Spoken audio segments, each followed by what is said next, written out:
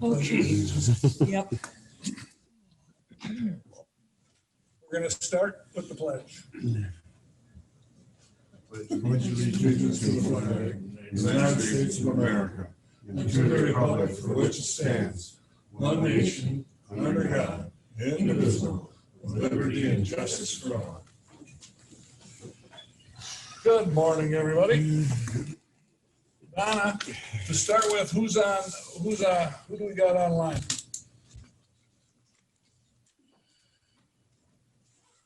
Okay, you want the names? Yeah, we'd like to know who's online. Okay, so it's Mary Beth's, just the county, Charlene Selby, and that's it. All right. So first item of business then is the approval of the agenda.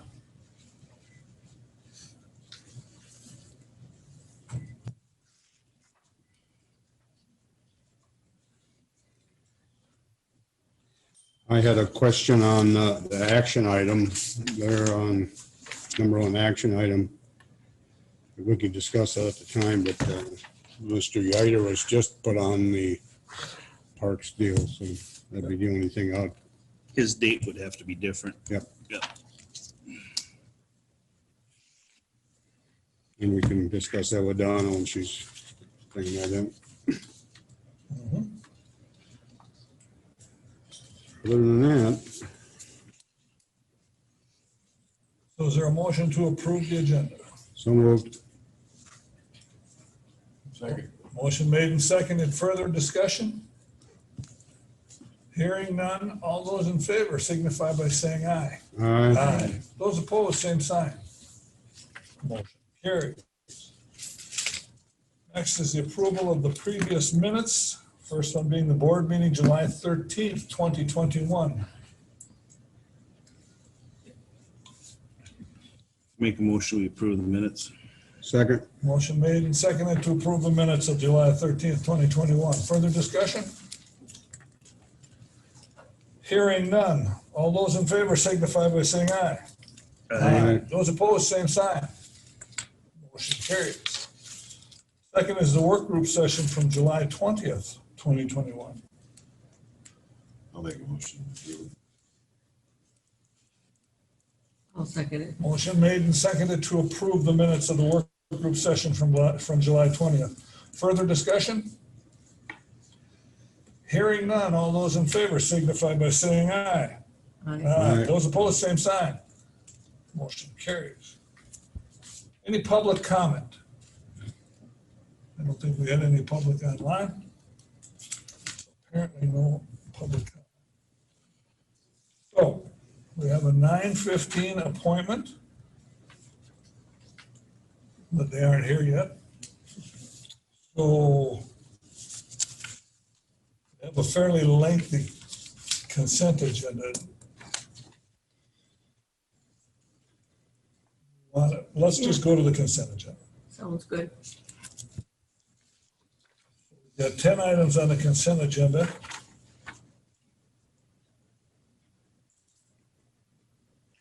I had a question on number 6. This individual has been employed since 19.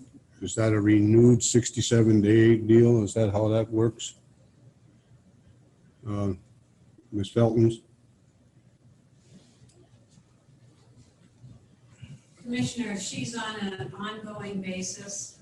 So it is It is 67 years on a rolling 12-month assignment. 67-day rolling, okay. So this isn't a step up or anything? She's still a 67-day? The step is a separate issue. We're asking for a step up in wage, but she's still a 67-day employee.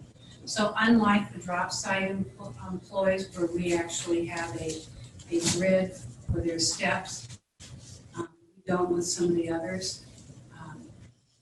Because we don't normally have the ongoing 67-day assignments anywhere else that are of this nature. So we feel that for equity over time, she's that. So it's a pay increase, a step, and it's a renewed 67-day working agreement. Yeah. Kind of Yeah, well, basically. yeah, where it automatically has been renewed, but yes. So the step one, she was step one, now she's step two, is that, Where that's the request. and how much is that a,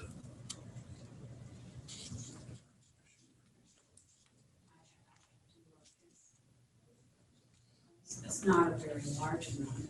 I would just It's was, like about a 1.8 or 2% increase. So what department I does she can work pull in? that up real quickly here. She works for the sheriff's office. She was appointed, well, a little over 2 years ago as a part-time employee at step one. She has learned her job very well, and she has taken on more and more duties and done so her hours are the same? her hours are the same. Nothing has changed, other than we're asking for a change in. I'm just going to update that her increase in wage will be offset by Carrie's allocation to permit to carry. So there really isn't a budget increase. Okay, Because we can use permit to carry money.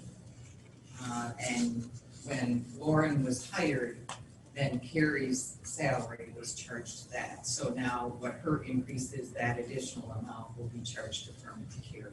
So it's a negative effect on the budget. all right.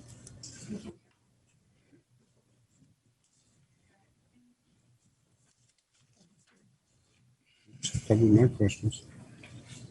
I'll make a motion to approve the consent agenda. Motion made to approve. Is there a second? Second, Motion made and seconded. Further discussion? On action item number 2, is there any questions about that as far as, Well, since this is just consent, it'd be different. I mean, is this consent item number 2? Yeah. Or well, search. there was supposed to have been a job description updated. I haven't seen anything on that. Yes, did you send everybody the job description?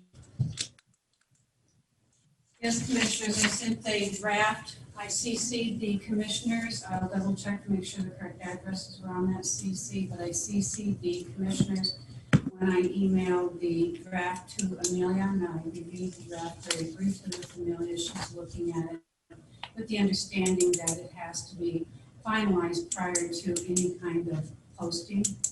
But you should all have it. If not, I'll verify, Commissioner. Well, I got it late yesterday, Yes, it didn't go out until. but you were asking Amelia to look it over and submit comments, and I'm sure she's busy, I'm sure she is. but there were some changes to the estimated time. So in the changes of this, is that still considered a D61 by, you know? Yes, I don't see any of these because the D61 rating was based on the overall responsibilities of the office for the department, overseeing the areas of planning and zoning, and hazardous waste, feedlots, overseeing programmatic areas for the department. So the fact that, So it's not, it wasn't my intention to resubmit, that it required resubmission for any kind of banding change. Like the pay scale, same as what Aaron was getting, or do they gotta go back down and start at number 1? That, thank you for that question, Commissioner. It's a very good question. That depends upon the applicants that we receive. It's very dependent upon their experience, their qualifications as to where they start on the pay scale. It could be step 1, it could be step 4. It could. It would be We get unusual somebody as- else's zoning director. This part in the consent agenda is just for the search, right? Just for the search. Start We- advertising for it, basically. Yeah, we still have, as we do with any of our searches, we look at our documents that we have. I work for department head, we finalize them. If there's any changes that are tweaks to a job description, we will make them before we post it. But this isn't, we're not looking at anything that would be, certainly has an impact on the budget, but we're not looking at anything that would increase the rating that would have a dramatic impact, if you will, or significant impact on the budget. So the fact that there's two job duties that are contracted out doesn't have any bearing on the fact that in that job description? This, whether they are overseeing the staff or overseeing the contracts, they are still responsible for overall programmatic areas. The main areas of substance, if you will, not that any one program is lesser than another, but the substantive areas of this job description have historically been planning and zoning and solid waste and hazardous waste management. Certainly, there's been, over the years, a shuffling, if you will, of how the other duties have been, the other programmatic areas have been. In the job description for office manager, it talks about how they're in charge of the day-to-day operations of solid waste, Correct. assist in hiring and employee management. That doesn't change the director's job The description. director is responsible, it's kind of like the buck stops at a particular place. We have, I'll give you an example, for instance. Might I just borrow public health and human services as an example, because we have mental management in that department as well. So we have a department head, we have a tier of supervisors and then leads. Not dissimilar, if you will, to the how the sheriff's office or any other department that has a line of middle management, if you will. So you gotta, so you the fact that this director, environmental service director, is going to be in charge of the staff, the whole staff, including the office manager The whole and potential staff, or is it going to be the way it is now? There's only 3 people there now, so. Well, they're also responsible for the drop site folks, the recycling center folks, all of that. That's actually in the office manager's description here. The office manager will assist with that. But the department heads are the ones responsible for things such as if we have the actual overall evaluations, when we do the evaluations, and if we have to have discipline, they work with HR on adjusting, or HR works with them is the more appropriate way of putting it, for adjusting grievances, addressing those grievances.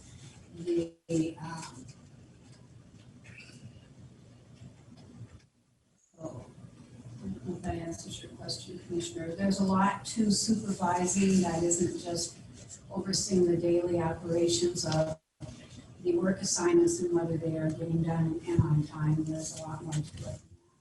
Well, in the new, And making recommendations on future staffing and organizational structures as well. well, in the last job description you submitted here, it's only 10% of staff supervision time.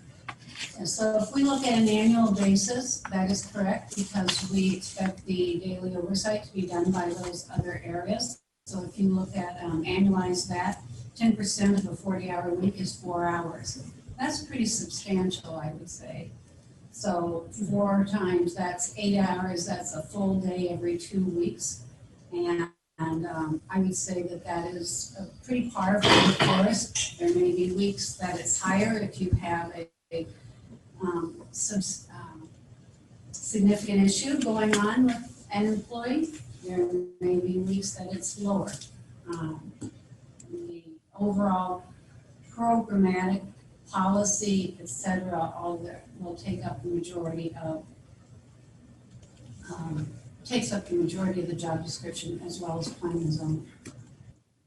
So is it still the feeling, I know this was brought up at the last meeting on a consensus basis, that we need to hire a director?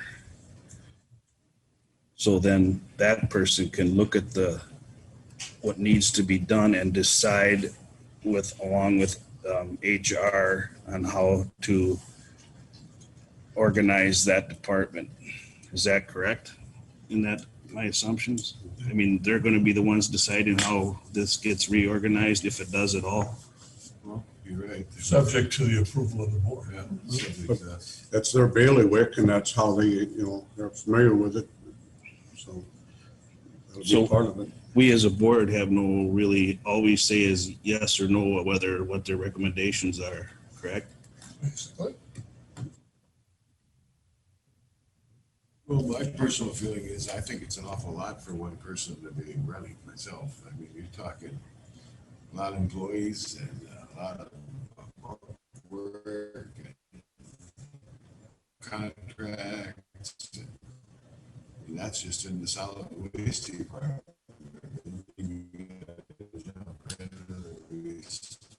Feedlot. Have a lot within their individual departments that they do. That is correct. They have, you look at highway, you look at any number of our departments. You look, it is a lot. They are exempt employees. They are, I believe, paid appropriately for that. But that is how. It's like human services and public health and highway engineer, they all have a lot on their They have a plate. lot on their plates. But then they also learn how to delegate to their middle Exactly. management. That's what they do. That's an important. That's why we hire them to do that type of work. So like when we combine public health and human services and auditor, treasurer, the board didn't have any say in that. It was all came from department heads and HR and what their recommendations were. There were a lot of discussions with the board. There was a lot of go back and check this out type thing. The proposal to merge departments for both of those departments, or I should say for all four of those departments into two departments, was a serious one that was looked at as a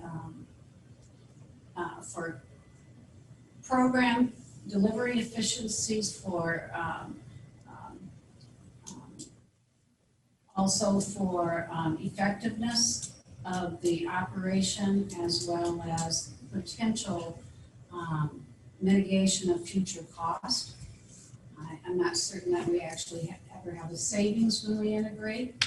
The savings is usually minimal, but what it does is it mitigates the escalation of cost. So we have had, I know there's a discussion in department heads yesterday, and I see it on the agenda in discussion this morning, potentially how to go about making our operations as efficient as possible when we combine things. We rarely, well, I don't have a history of us dividing them and creating more departments. We, on the other hand, it's been the opposite. How do we have a more integrated and efficient operations where there are matters that that actually relate to each other?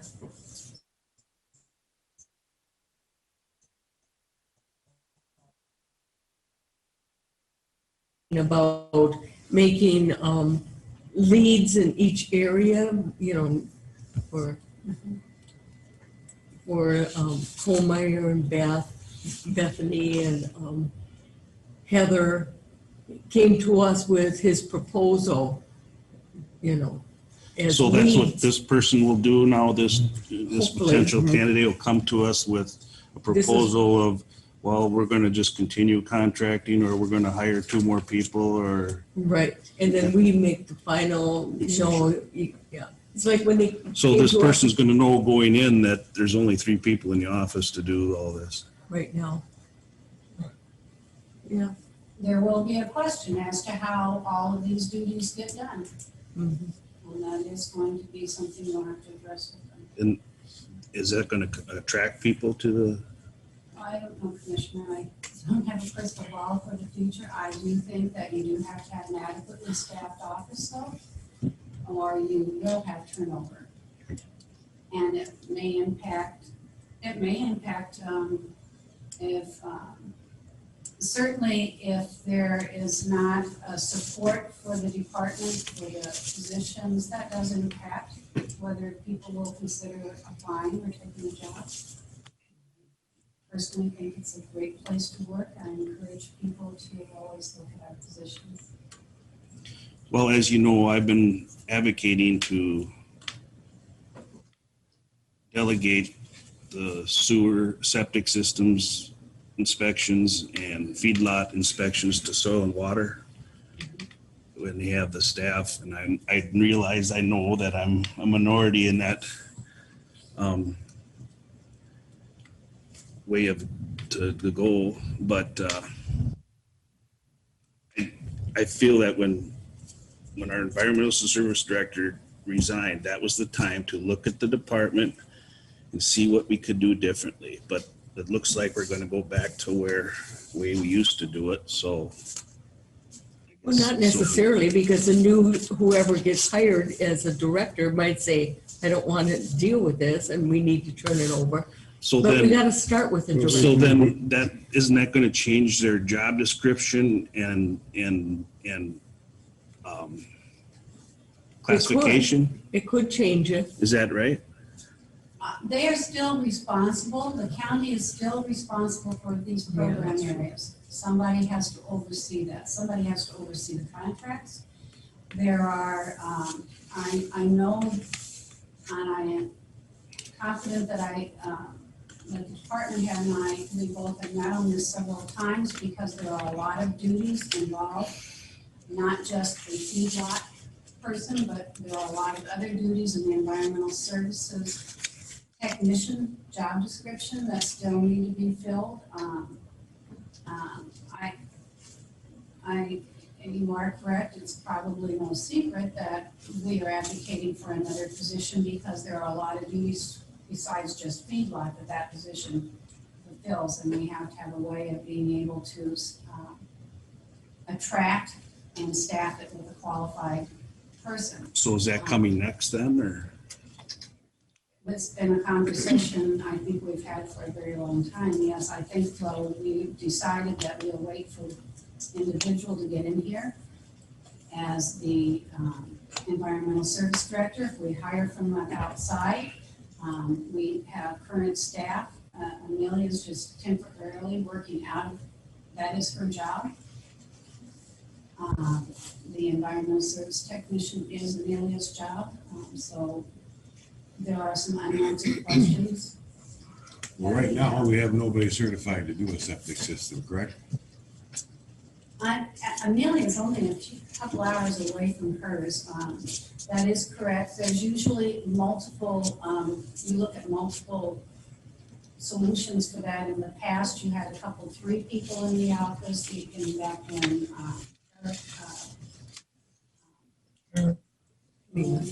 Rick was here.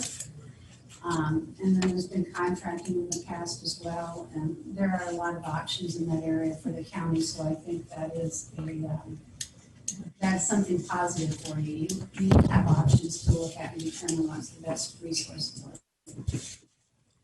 Right now, we're paying GQ $600 to do a septic system. I got an email. Did you guys all get that email from Soil and Water? That they will do the septics for $370? That'd be quite a savings for us. It's a different conversation than Yeah, the this is department not head. part of As the. a department head's going to oversee whether we have our own person or we use soil and water. The department head's still going to oversee. So the that department head's going to operation. make that decision then? And right No, now, we're we'll just still talking make the consent final agenda. decision.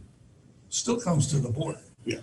But the department head If we go to soil and water, the department head still has to notify them of what needs to be done, still has to oversee what they've done, still has to issue the permits. So whether we do it internally or externally, the department head has got the same responsibility either way. Exactly. So are We they, need the department head, whether we go soil and water or whether we go internal, we still need the department head. is the department head going to be required to have a inspection license for sewers? The job descriptions includes that. We feel that if you have somebody externally doing it, you still need somebody who understands what's going on in order to oversee that operation. And that's why we've had multiple. So for instance, Rick, Aaron, Jim, and Amelia almost had hers. Everybody in the office just about had it. It was for cross coverage. It's also, let's say you hire one other external source, somebody needs to have, is really pushing to have their inspection because it's holding up some other processes for them. We are able to go out and serve the public and have the best service model we can. So I think that, yes, they really should understand in detail the areas that they oversee. So we put it in there that within 2 years, get it within 2 years, that could be 3 years, but they need to be starting down the path to undertake some of those courses so they understand the area of responsibility that they oversee and can help Motion out. in a second. Well, didn't we all kind of agree last time, we gotta get the director hired Yes. first? Right, and that's the only thing That's on the- the Yep, that's agenda. all we're asking. Well, that's where we gotta start, that's where we gotta start.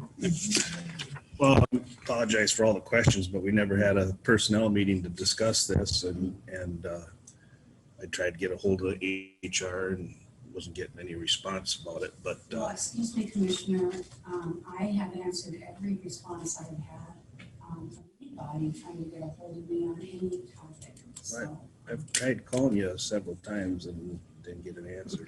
I don't have that record. I think we need to call for the vote on the consent agenda. Yep. Let Shirley talk. Yeah. So, Thank you, Commissioners. thank you. Motion and a second to approve the consent agenda. Our discussion. We'll vote on this case by roll. District 1, Yes. District 2, Yes, District 3, Yes. District 4, District 5. Yes. Thank you. Moving on, being it's past 9:15, Shirley, finally. Shirley Johnson, Houston County Historical Society presentation.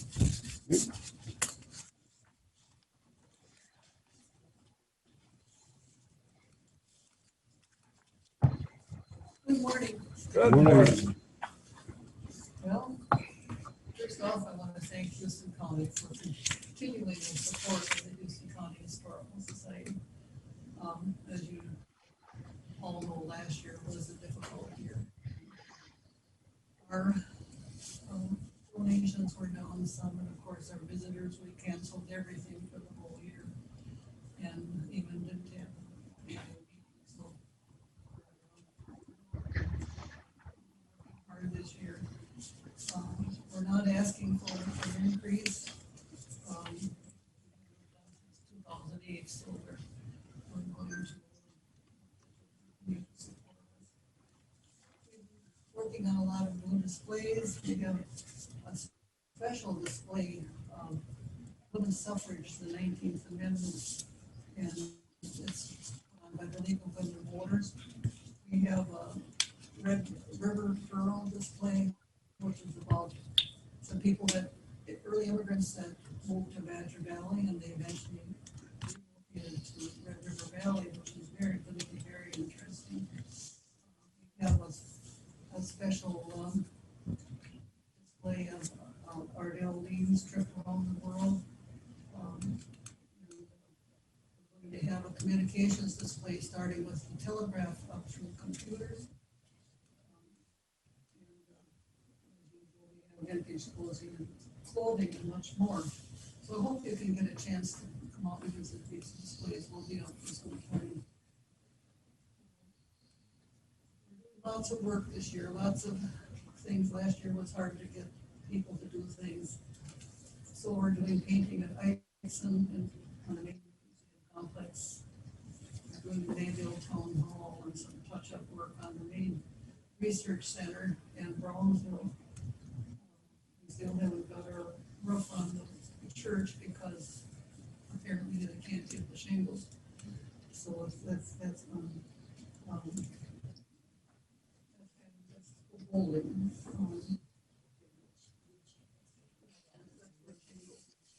Hard to come by. And contemplating tearing down the barnyard friends building. It's in such really poor condition, and we had estimates on it a year ago, and it was around 84,000, and we figured it will be well over 100,000 now.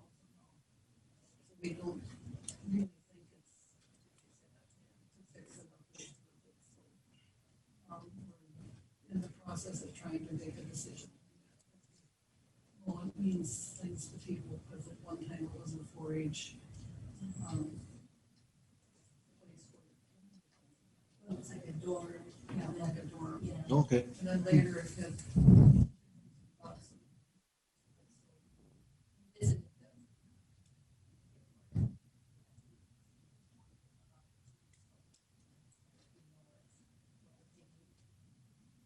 Which one is that? It's the little white one, when you turn in History Lane off of Main Street, you just go all the way up and it's a nice building on the right. Mm-hmm. Okay. Okay, that's where they had the chickens and the pheasants and whatnot. Yeah, it's chick poultry. So that's buildings on the top up there. Yeah. Right, we turn Yes. to the deer pit. Yeah. The walls move, and the floor is absolutely shot. Cement is on. And, besides that, there's a lot of powder post wheels. And so it's going to be quite a project, and I'm sure when it's all said and done, it will be much more expensive than we're even thinking of. So we're just sort of. We're looking for someone that might have photos of it, because we don't have any in our collection of the building back in the, maybe 30 to 40s. Dorm.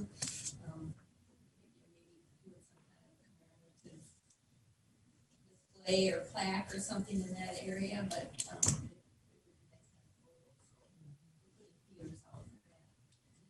And there's really nothing inside to indicate how it was used. no, it's just So far this year, we're having, our year runs from October to September, so, after the first of the year, we started getting researchers back, and we had a lot of researchers last week.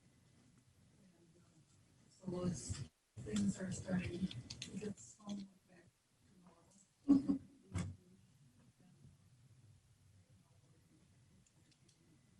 Because we have a lot of. Yeah. The society gets a lot of compliments on our new museum and our research center, so people research.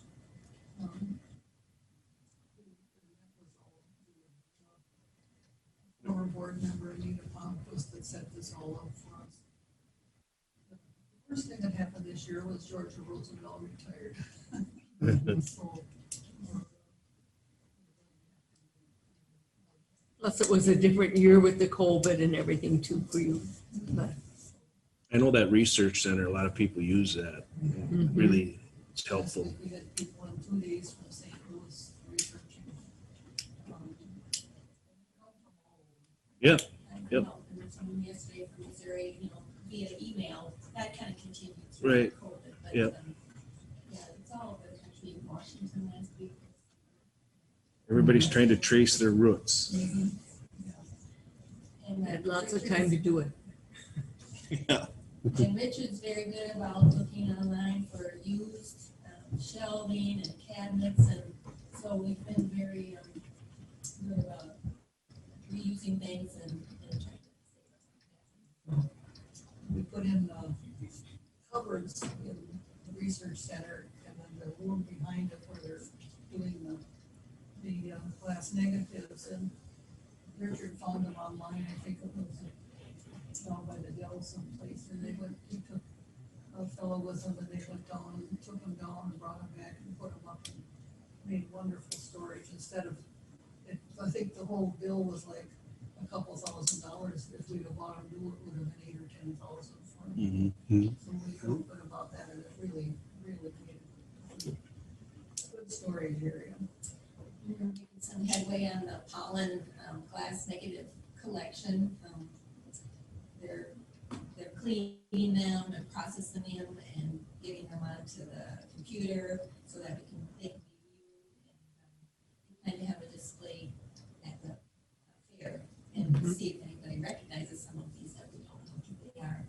But it's fun seeing the old photos. Yep. And so anyway, those cabinets are getting filled up with glass. negatives. So it's, We have it set up so that it'll be a running display. yeah.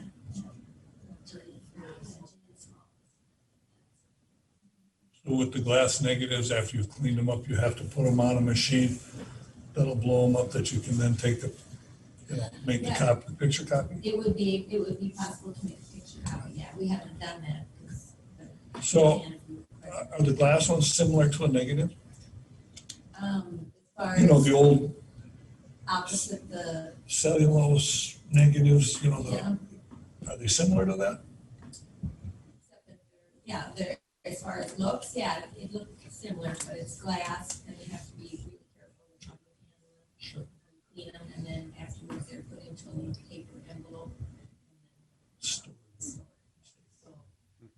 Curious, I've seen an app on the flip phone, guys, but I've seen an app on the phones where you can hold it over a negative Yeah, and take the picture and it comes out as a picture. yeah, Do those apps work on the glass too? I don't know, I would think so, I know we'll be able to make. It's just prints. bigger. Yeah, so, it'll probably be as a. If you're making copies of all the pictures, they can just make a copy. Yeah.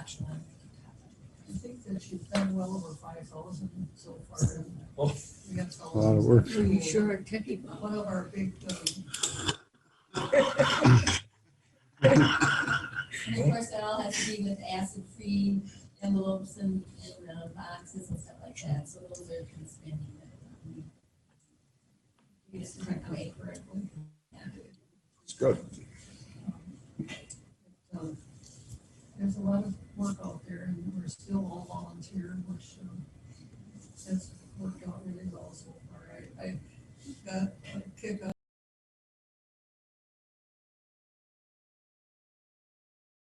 As you come back, she says I was getting withdrawal symptoms. And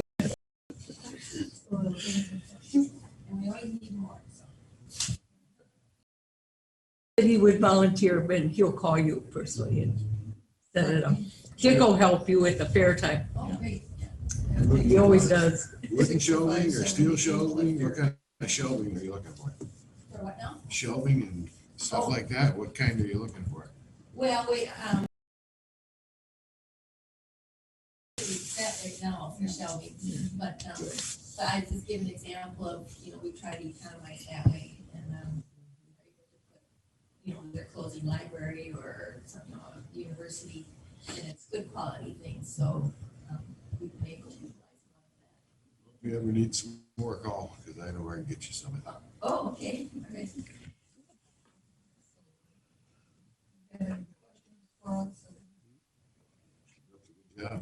Anticipate seeing you at the fair. Yes, Yep. good. Sounds good.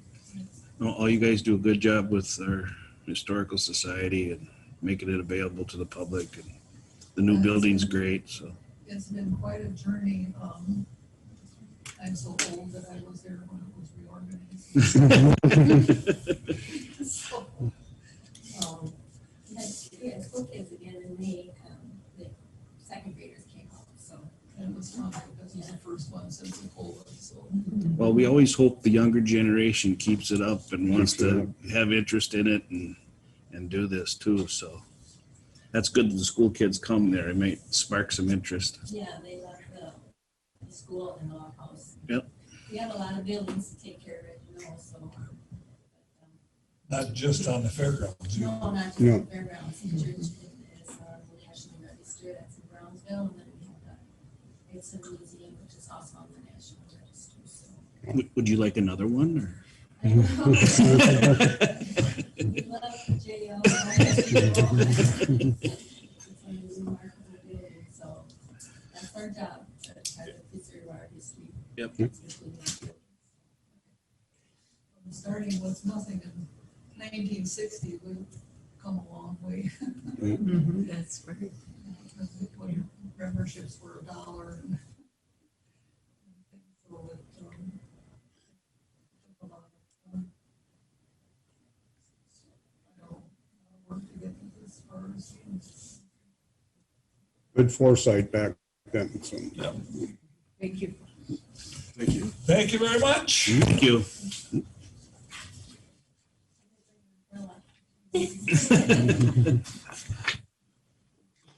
Stay for the meeting and enjoy being dry if you want.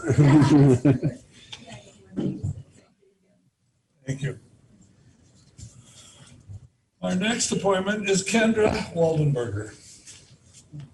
FNR Extension Ag internship for Houston County. Sandra, this will get your presentation. Oh, perfect. And then you just press the play. Okay, sounds good. Yes.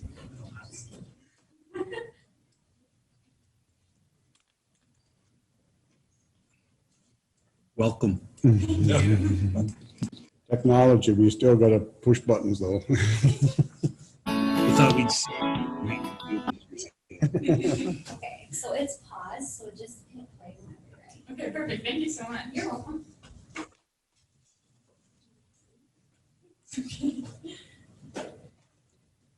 So good morning, Good commissioners. morning. Good morning. My name is Kendra Waldberger, and this summer I had the opportunity to be the University of Minnesota Extension Agriculture Intern for Houston County. So a little bit about me. I'm originally from Spring Grove, and I will be a junior this fall at the University of Minnesota Twin Cities.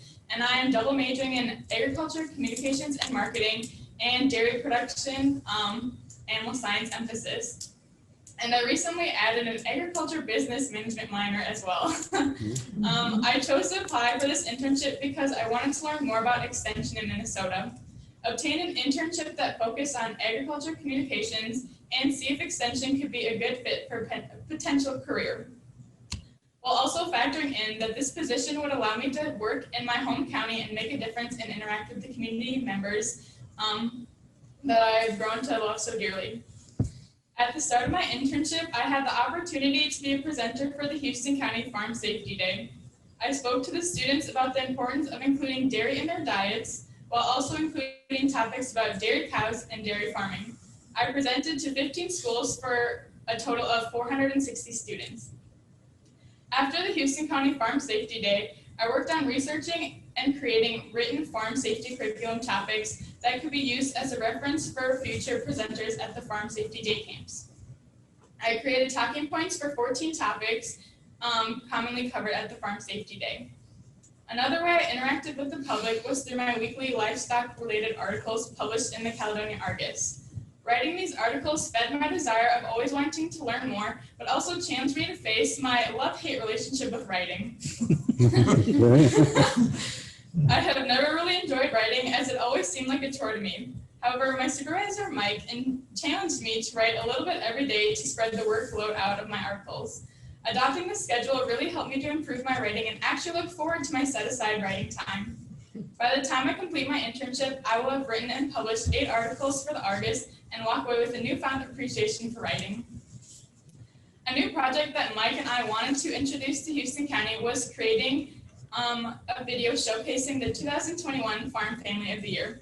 I created a potential plan for the video and went out to the Wisty Family Farm with Mike to gather shots and audio for the video.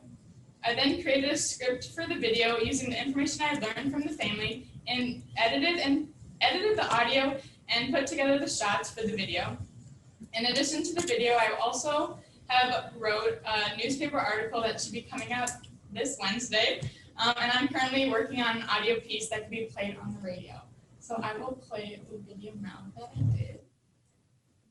On behalf of the University of Minnesota Extension, congratulations to Wisty Farms on winning Houston County Farm Family of the Year. The farm is located in Spring Grove, Minnesota, and is owned and operated by Dan and Cheryl Wisty. Their daughter, Amanda Rood, has been farming alongside her dad since 2009. Together, Dan and Amanda complete milking, calf chores, and fieldwork. BJ, Amanda's husband, also helps with fieldwork in addition to his full-time job off the farm. The farm was first purchased in 1947 by Dan's grandparents. His parents then bought the farm and started buying more land in the surrounding area to increase the size of the farm. When Dan and Cheryl took over, they made several improvements to the building sites. Wisty Farms currently milks 50 dairy cows and raises all of their own replacement heifers. They also raise around 40 head of beef cattle and feed out all of their beef and dairy steers. In addition, they grow corn, soybeans, alfalfa, and oats. When talking with the family, Cheryl stated, "We have always enjoyed dairy farming and bringing up the kids on the farm. And now the grandchildren are coming up and they enjoy being on the farm. It's a good learning experience for them. Dairy farming is a good family-oriented lifestyle because we all come together and help out on the farm." The family is also very active in the community. Dan is the Blackhammer Township supervisor and volunteers at the Houston County Fair. Cheryl has held several offices at the Faith Lutheran Church in Blackhammer, is active in Relay for Life and the Garden Club. Amanda is a Houston County Holstein Club member, a Spring Grove Elementary girls basketball coach, and a Houston County 4-H dairy judging coach. BJ assisted Amanda in coaching girls basketball, is a cemetery board council president, and is on church council. Thank you to the Wisty family for all of your outstanding contributions to Houston County.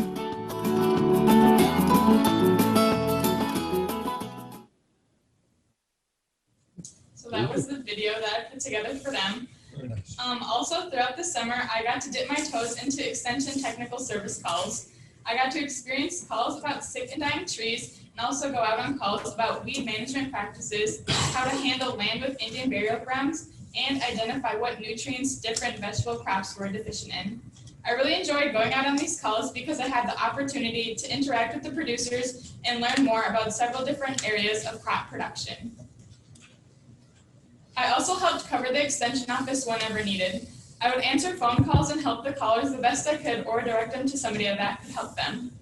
As a member of the University of Minnesota Extension intern cohort, I got to attend weekly meetings to learn more about extension on a deeper level and meet University of Minnesota Extension staff. The interns also had weekly meetings where we all shared what projects we were working on. We would bounce ideas off of each other and seek advice and guidance from one another. I look forward to these meetings every week because I grew close to a few of the interns and was able to learn a lot from all of them. Overall, I really enjoyed this internship opportunity and recommend it to a friend looking for an internship in agriculture communications. I got exposed to several different areas and attributes of extension and learned a lot along the way. My favorite part of the internship included making the Farm Family of the Year video, helping out at the Houston County Farm Safety Day, and interacting with farmers and producers within the county. I would like to thank Mike for being a great supervisor this summer and finding opportunities for me to get a well-rounded experience in extension. And I would like to give a huge thank you to the Houston County Board of Commissioners for helping make this internship possible. Thank you. Thank you. Thank you. Very Just good. Before anyone says anything, I'm gonna take it off this so everyone can see your face. And if the commissioners wanna say anything, I wanna make sure it gets on here, cause I'm not sure who can hear what when this is up. So just 1 second. Sorry. So Kendra, you're our first intern. You've set the bar high. Mhm. Yes, Very good. thank you. Yes, thank you. No, you did a good job. Is this a new program, Mike, that the internship thing, or? This is the first opportunity in Houston County. It is a position that has been around in other counties around the state, but yes, this is the first time it's been here. Very good. You work in Fillmore County or just Houston County? Just Houston County. You used to split one years back, didn't we, or? Yep, so my position is split 50-50. Houston County decided to, I believe it would support $3,000 worth of her position, which is not full-time. So the other part of her funding actually came from the was it Health and Farm Safety Department out of Extension. So she's been splitting her time between that. So this has not been everything that she has done this summer. This was the materials that were specific to Houston County. But she has also been doing a lot of farm safety work as well. Mm-hmm. Good. And when do you head back to the cities? So I'll be up there for state fair, so kind of around that time. But I don't start till the day after Labor Day. I enjoyed your articles in the paper. Thank you. I enjoyed it. Yeah. It didn't show that you had the love-hate relationship there. I'm glad. Every so often, one of them would catch my interest, as growing up on a farm, but it was very good. Thank you. I know Teresa and I are an extension, and we've talked about this. Last year, we didn't have the success in getting one, but we were so fortunate to get Kendra here for this year, and it's worked out well. And like I say, you set the bar high for the future ones, so hopefully we can keep getting somebody in there. I think it's good to get youth out there to talk about agriculture and do a little education for the rest of us. I think it's a very good program. I'm glad we are sponsoring it with Houston County. Yeah, farm safety, that's a good program. I've helped with that a few times. We used to cook up a Mabel, 1,200 kids. Safety numbers. Thank you. Thank you so much. Thank you very much. Thank you. Have a good day, and we'll see you at the fair too. You too. Yep.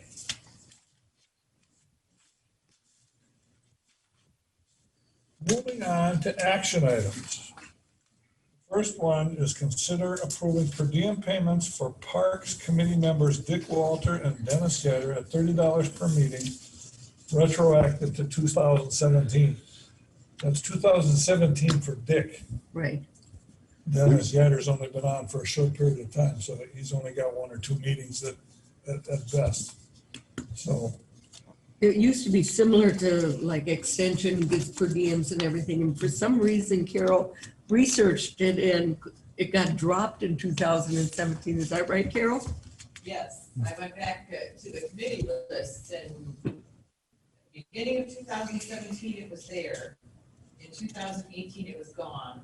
I listened to all of the meetings that involved, appointing Dick to the committee and the other lady resigning, and there was no mention that the per diem would be eliminated. So I think we just it didn't end up on the list, so it didn't get paid. It should have been.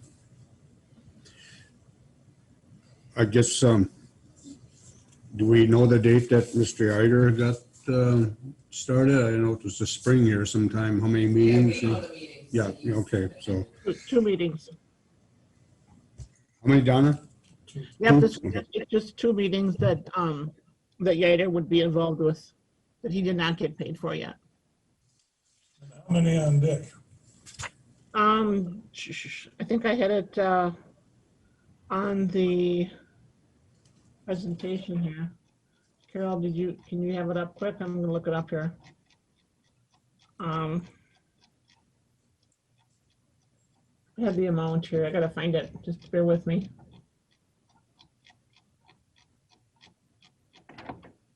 Probably quite a few from 2017. I believe it was about 15.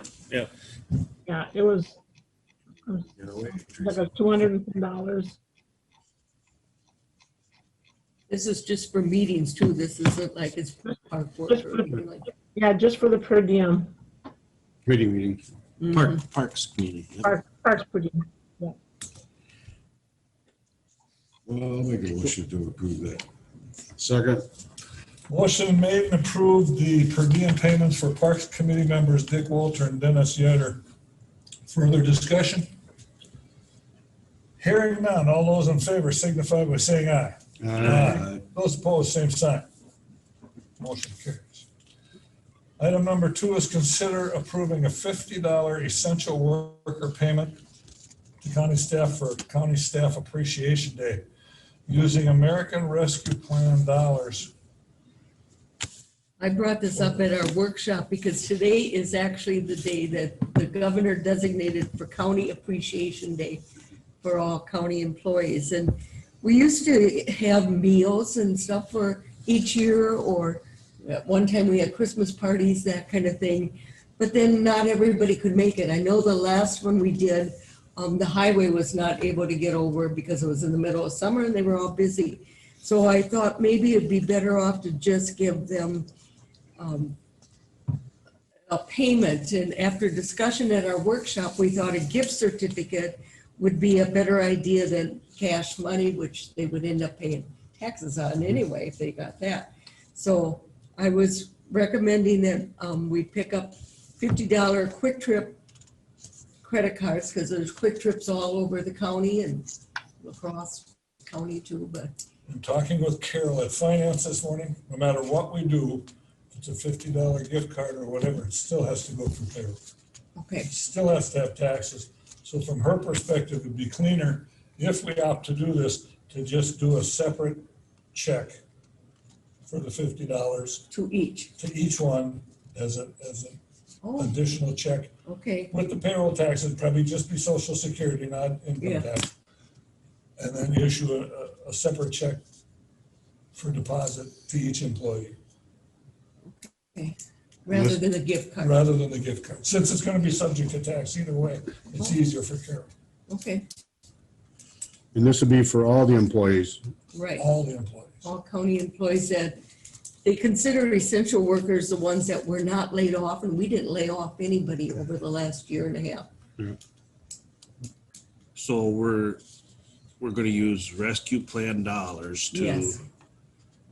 Which we can. well, we're gonna use rescue plan dollars to give them a bonus on County Employee Day that the governor issued, correct? Right. That's the idea? This proclamation, yes. Well, when I saw it was on the agenda, I've been doing some research here, and I got on the National Association of Counties website and also the National League Cities website. And on the premium pay for essential workers, it states here that, right here in bold letters, an individual who telework from a residence may not receive premium pay.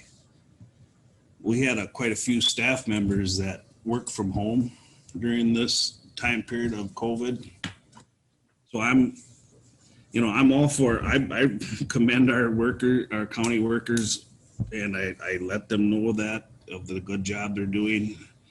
I'm just worried about whether this is legal to do so. We could use our commissioner fund instead of a rescue plan dollars. And I understood we could use it. Well, from our it also rescue says it plan. in the National League of Cities too, the same language. It'd just be a lot easier than putting in on a meal. And everybody gets to participate. Carol, you got thoughts as far as what Eric is bringing up? I'm just looking, this is gonna be like $8,000 and, we go through the payroll and get them, the premium pay that you're referencing actually in that statute isn't what we would be doing here. If you're talking about the premium pay, we would have to go back and actually, like the employees that we allocated time to COVID expenses, then pay them the premium pay for that. So this really is kind of a different thing.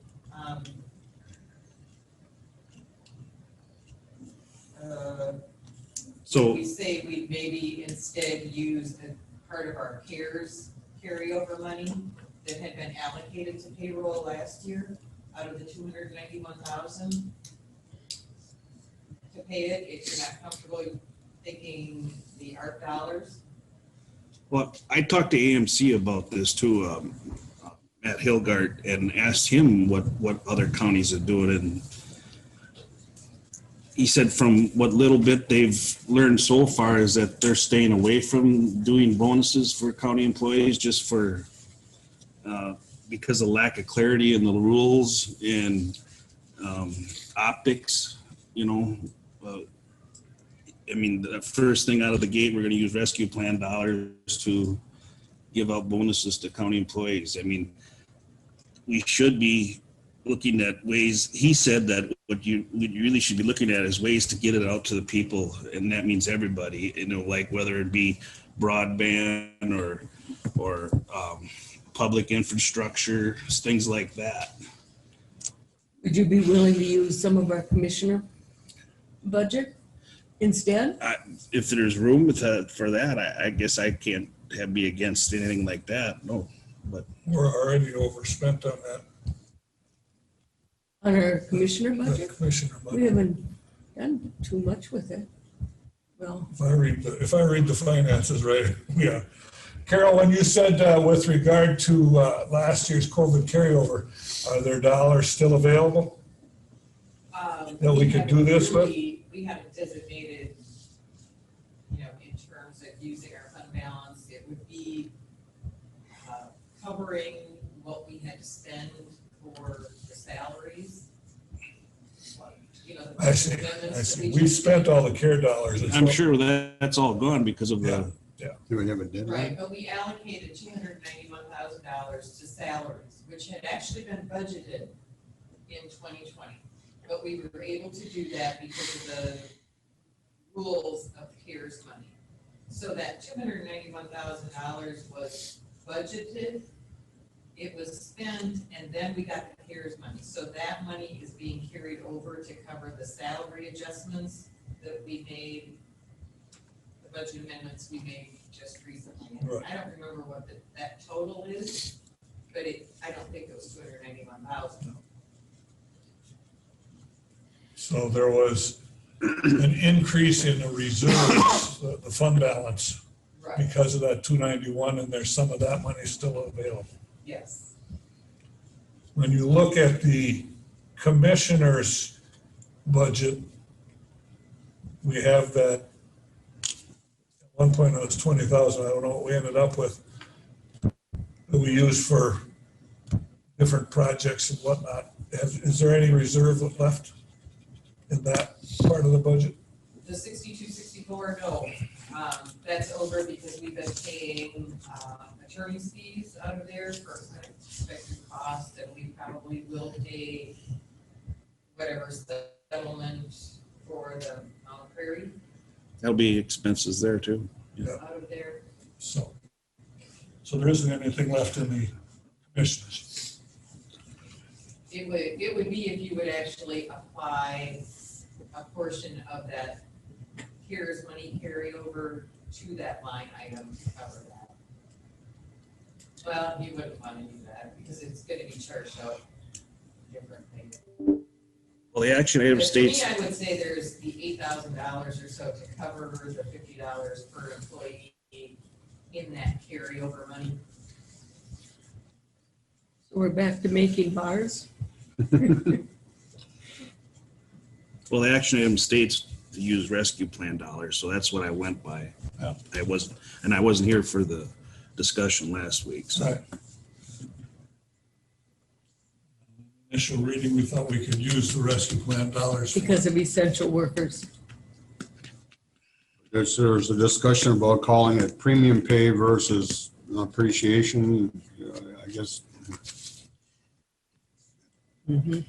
there's a fine line between the two, I guess. Premium, Which one do you want to use?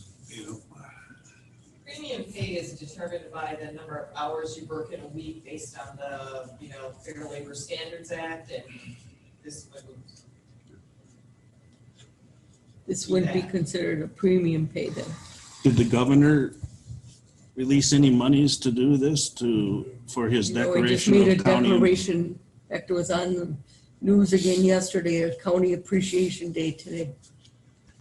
I'm sure. I don't know what other there's- counties are doing. I did not call other counties.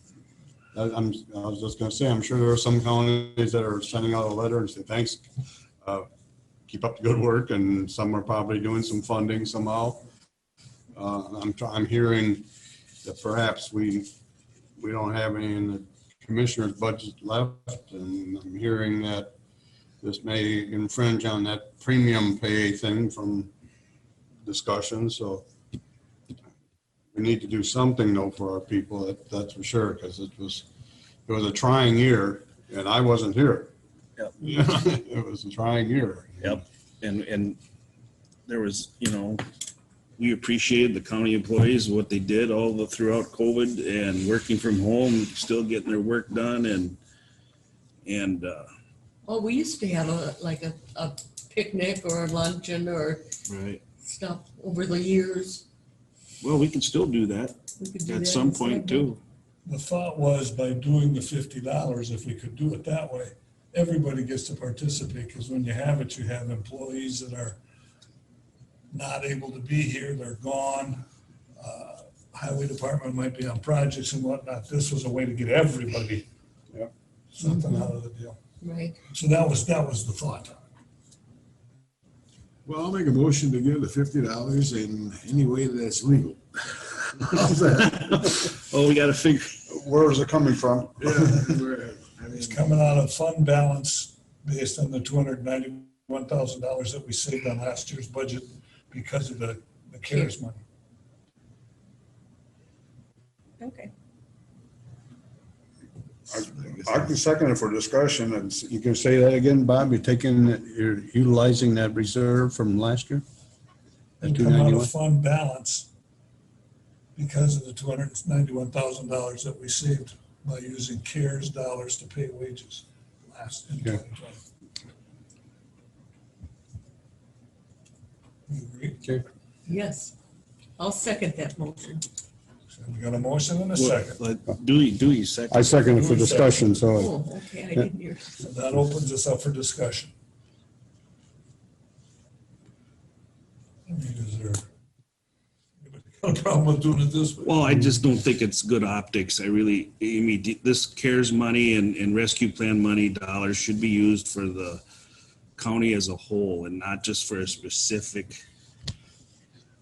entity such as the county employees. And this isn't anything against the county employees. I don't say they don't deserve it. I'm not saying it. I'm just saying this is taxpayer dollars that we're using to give out a bonus. And I just don't think that looks well. I think it'd be better well spent to use towards the county as a whole, as far as infrastructure, broadband, all that. We use it for our businesses that were hurting through the COVID year, and I don't know. I myself would like to see a letter or a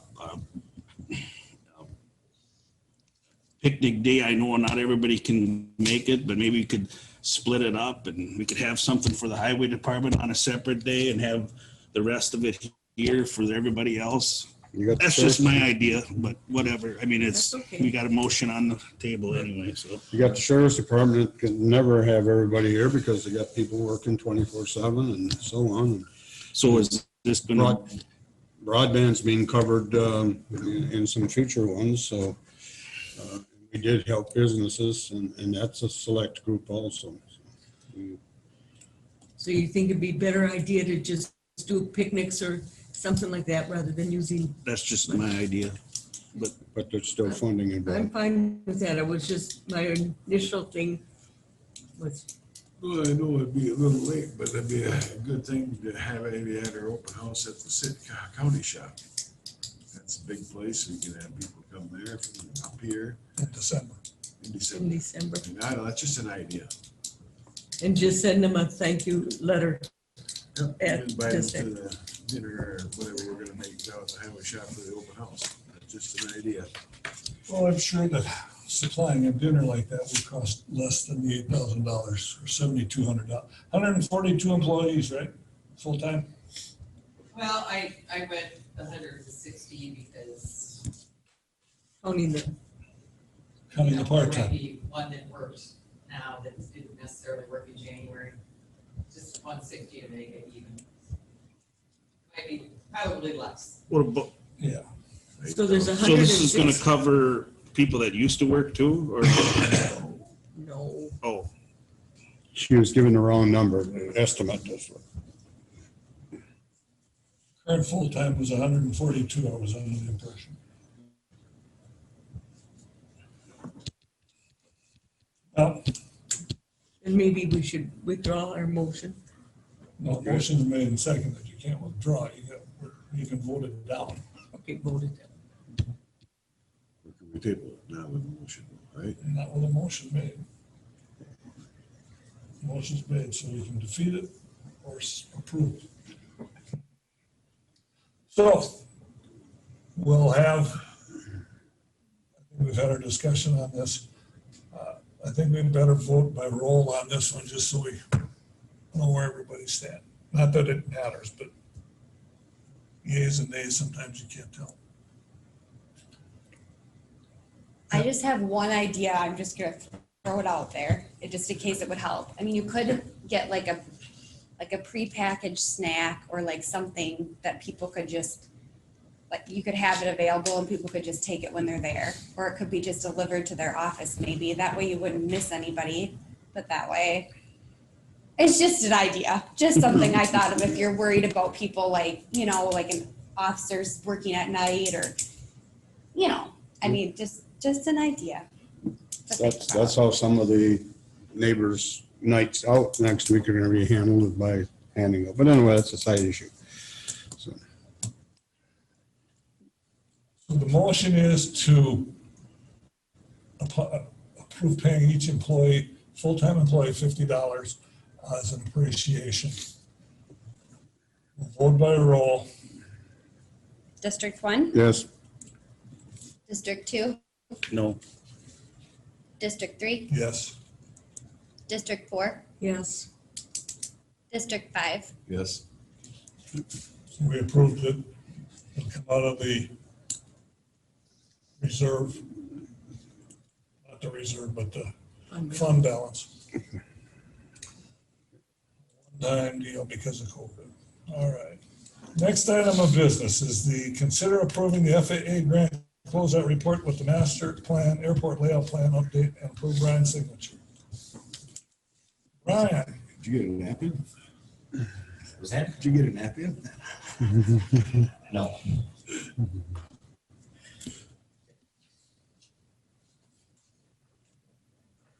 I have the closeout report for the airport master plan, layout plan update. So this document has been submitted to the FAA. I have not received the approved document back from the FAA, but we believe that we've done everything that's been required within the submittal. So at this point, it's been a request that we close the grant out. Kind of with how the airport functions or everything with funding, kind of the process is a little bit different than what we usually do on the highway side. So, so the recommendation at this time is to accept the closeout report. We can sign off on it, get it all submitted to the FAA and get it all for full reimbursement. full reimbursement of the 180. The 90% of the 187.20. And the 10% is our cost. And then the 10% is county. Yes, I'm trying to remember if there's a 5% state. Well, county for the remaining. So it'd be like $18,000 a county expense. 18,700. That comes out of the highway department budget. airport budget. Airport has its own budget.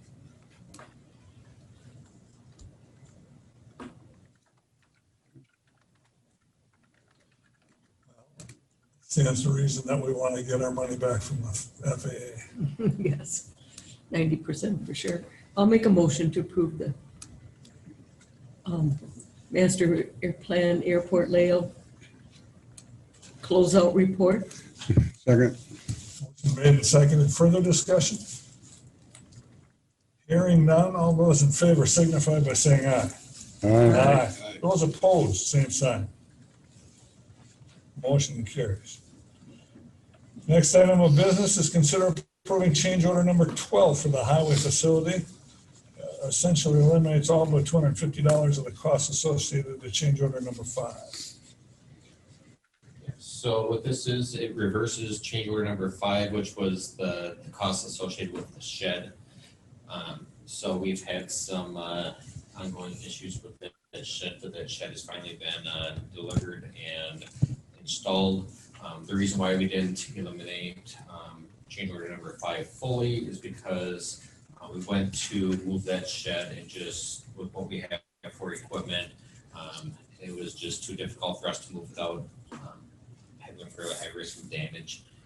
So Weezer had their crane in the area available to bring over to use it to flip it around and get it put into place. That area was full of water and non-material to drive around as well. So made sense to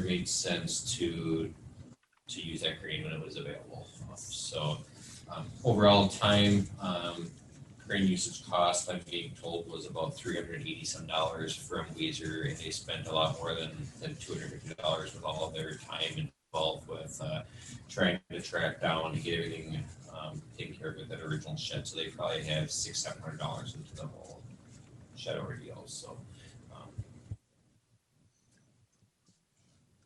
So you're saying $250 is a good deal? is a lot less than what their actual costs were. That ends it for the shed. And then we can move on. I'll make a motion to change that $250 or whatever, all that or whatever. We had to do it. Second. Motion made and seconded to approve change order number 12 for the highway facility. Further discussion? Hearing none, all those in favor signify by saying aye. Aye. Aye. Those opposed, same sign. Aye. Motion carries 4-1. Next item is the approval of 9E, concrete polishing to Windsor Company in the amount of $6,255. So we were looking back at the previous approvals from when bid package 2 came through. I believe all the approvals were done on December 1st of 2020. There were 2 items that were not approved at that time. One of the items was item 9E, the concrete polishing. The low bid was Windsor Company out of St. Paul, Minnesota, $6,255. There was 6 bidders at that time. The reason why they were not approved is I want to do some more background check on that company just because it hasn't been used in this area. We didn't have any knowledge of the quality of work they do. At this point, there's been some background checks and recommend awarding it to low bid. So it had some positive background checks. Yep. And this is for the office part? This is for the concrete, yes, in the break room area. And Are they gonna do the mechanic shop too with that, or no? That's not gonna be, I believe the mechanics area is separate from. okay. Portions of the main building. All portions. Was this, I mean, this is an add to the budget then? No, this is in the original budget amount. The contract just was not approved at that. Yeah, we didn't approve it because we didn't have any Background. knowledge of this I company. don't know who they were. Yeah, and they wanted to do some checking. I make a motion, we approve it. Second. Motion made and seconded to approve the item 9E, concrete polishing to Windsor Company in the amount of $6,255. Further discussion? Hearing none, all those in favor signify by saying aye. Aye. Those opposed, same sign. Motion carries. Item 6, consider approving asphalt paving to Dunn Blacktop in the amount of $369,666.64. So this is the second part there for the previous bid packages that were not approved. This one, the discussion was, 369,000. It's a pretty high dollar amount. Wanted to look at, how can we potentially change our pavement out there, get this cost down. What areas are being paved, the pavement thickness, and how things are gonna hold up long term. My recommendation is to approve the bid. I don't see a benefit of trying to reduce the asphalt that's out there versus what's planned. If we wanted to go out there and bid it again, we'd probably end up with one bidder again, so I don't see a benefit of rebidding it. So my recommendation is to approve the bid. I thought there was we were gonna look into some ways that we weren't gonna blacktop. Yeah, so when you look at the areas that are blacktop, so we have the area in front of our building, which is all parking area, the area on the west side of the building, which is parking in our main drive aisle to go back by the parts and the mechanics area. Pavement around the back side, which the trucks will drive on to go to the hoop sheds for the sand and salt, going around into the main building from the back side, and then the drive aisle on the east side. All of those areas really should be paved. If we wanted to leave anything out, we could leave off the pavement on the east side of the building for just a short section.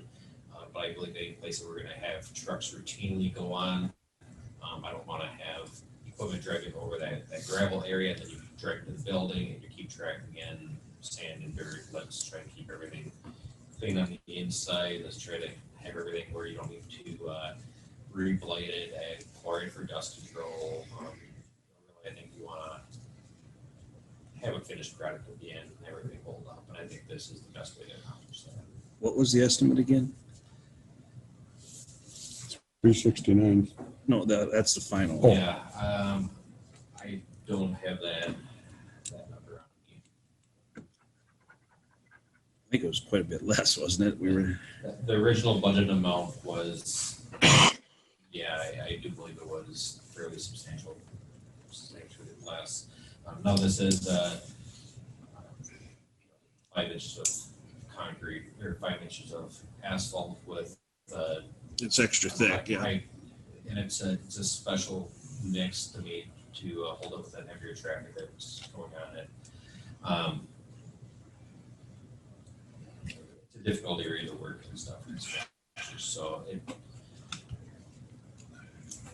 I just don't know how we're gonna get that cost down. We're still getting the same. Well, I mean, look at how much cleaner your building will stay in the windows and the outside. If you got blacktop, and there won't be much dust. So Even go seal coating, there's still dust there. yeah, in the previous, seal coating wouldn't hold, just did that on the gravel. Not with the trucks.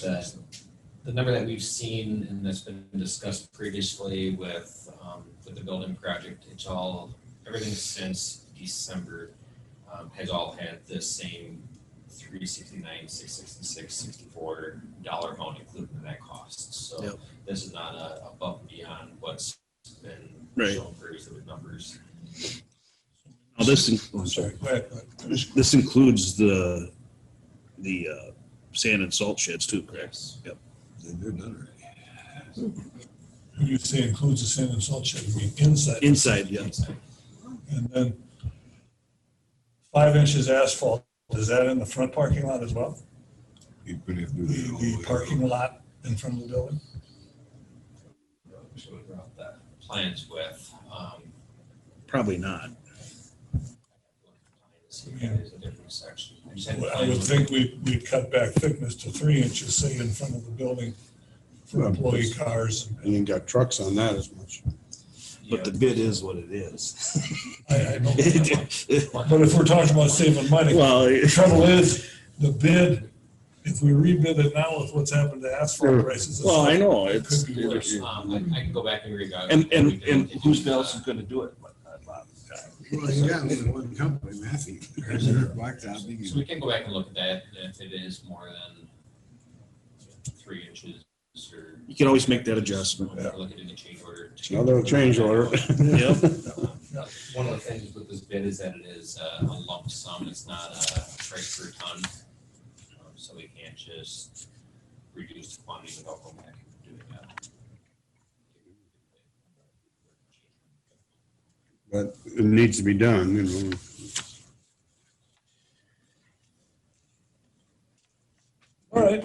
motion to approve? So moved. Motion made and seconded to approve the asphalt paving at Dunn Blacktop in the amount of $369,666.64 for the new highway shop. Further discussion? Hearing none, all those in favor signify by saying aye. Aye. Those opposed, same sign. Item 7. Brian, before you leave, County 25 just been seal coated. Yes. What did you use on top of that? I had somebody ask me. Yeah, it's a fog seal. So essentially it's a different type of oil, but it's just an oil that's sprayed on. It's has a 50-50 oil water mix, and then the water evaporates off and it becomes essentially when it's done. Looks more like a behavioral or black service Right. initially, but it's a different type of oil. Okay, yeah, that's what they were asking me about, and I said I had no idea. I got to find out. So, Yes. so it's a fog seal over the seal coat. Yeah, so, that is something that's been going on around, I guess Houston County, we've been doing it for maybe 7-8 years now. State's been doing it for a dozen plus years. Like a lot of townships, when they seal coat, they put on the oil and they put the rock on top, and then they're done. Right. When you do it the way that we did it, you put on a little bit less oil initially, put the rock down, you sweep the rock, excess rock off, spray with that oil on top.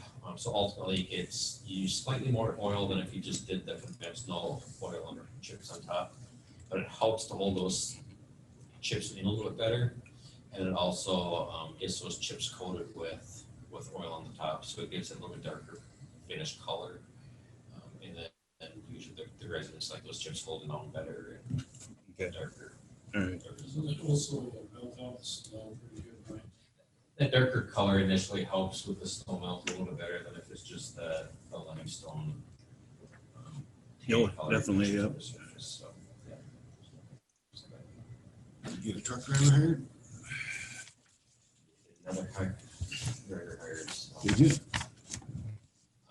We just approved the had search one for that, it. Dustin Esky resigned. Did you Yeah, replace him? he resigned, so then we'll need to go back out for another search, so we're gonna advertise again and do the full process. Okay. Thank you. Thanks, Brad. Next, we'll have Amelia. First is to consider approving the amended agreement between Goodview County Soil Water Conservation District and Houston County. It's for the feedlot cost share funds, extending the date of the contract from August 31st, 21 to July 31st, 22. Good morning, Commissioners. All right. So, as you said, this is just an amendment to an agreement that we looked at in August of 2019. Mostly to extend the grant because they've been having trouble getting rid of some of these cost share dollars. And so they're proposing to go to July 31st of 2022. You'll see this strike through the dollar amounts as well, and that's just to reflect the monies that we have spent since we signed that contract. We did adjust the technical assistance dollars a little bit. They asked if we could give some money back to help other counties, and so I forget how much we actually allowed to go back into that general fund, but there was a little bit of a decrease in the technical assistance amount, but the cost share money is all, we kept everything that we have there. We have 2 projects in the works currently, and so once those get paid out, that'll leave us one more full project to fund.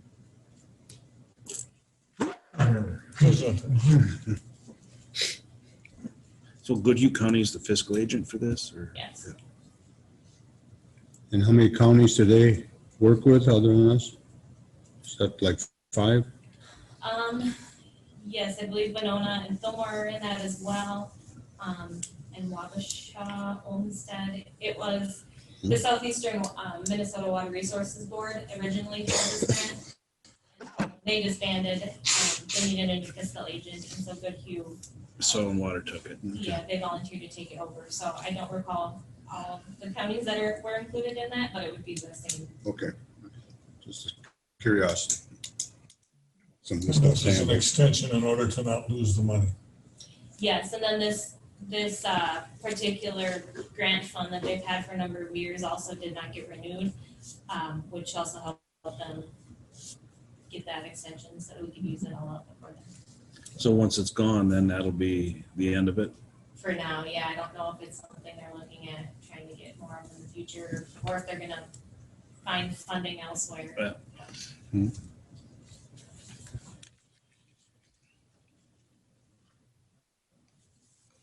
Is there a motion to approve the amendment? I'll make a motion to approve the amendment with, I'll second it.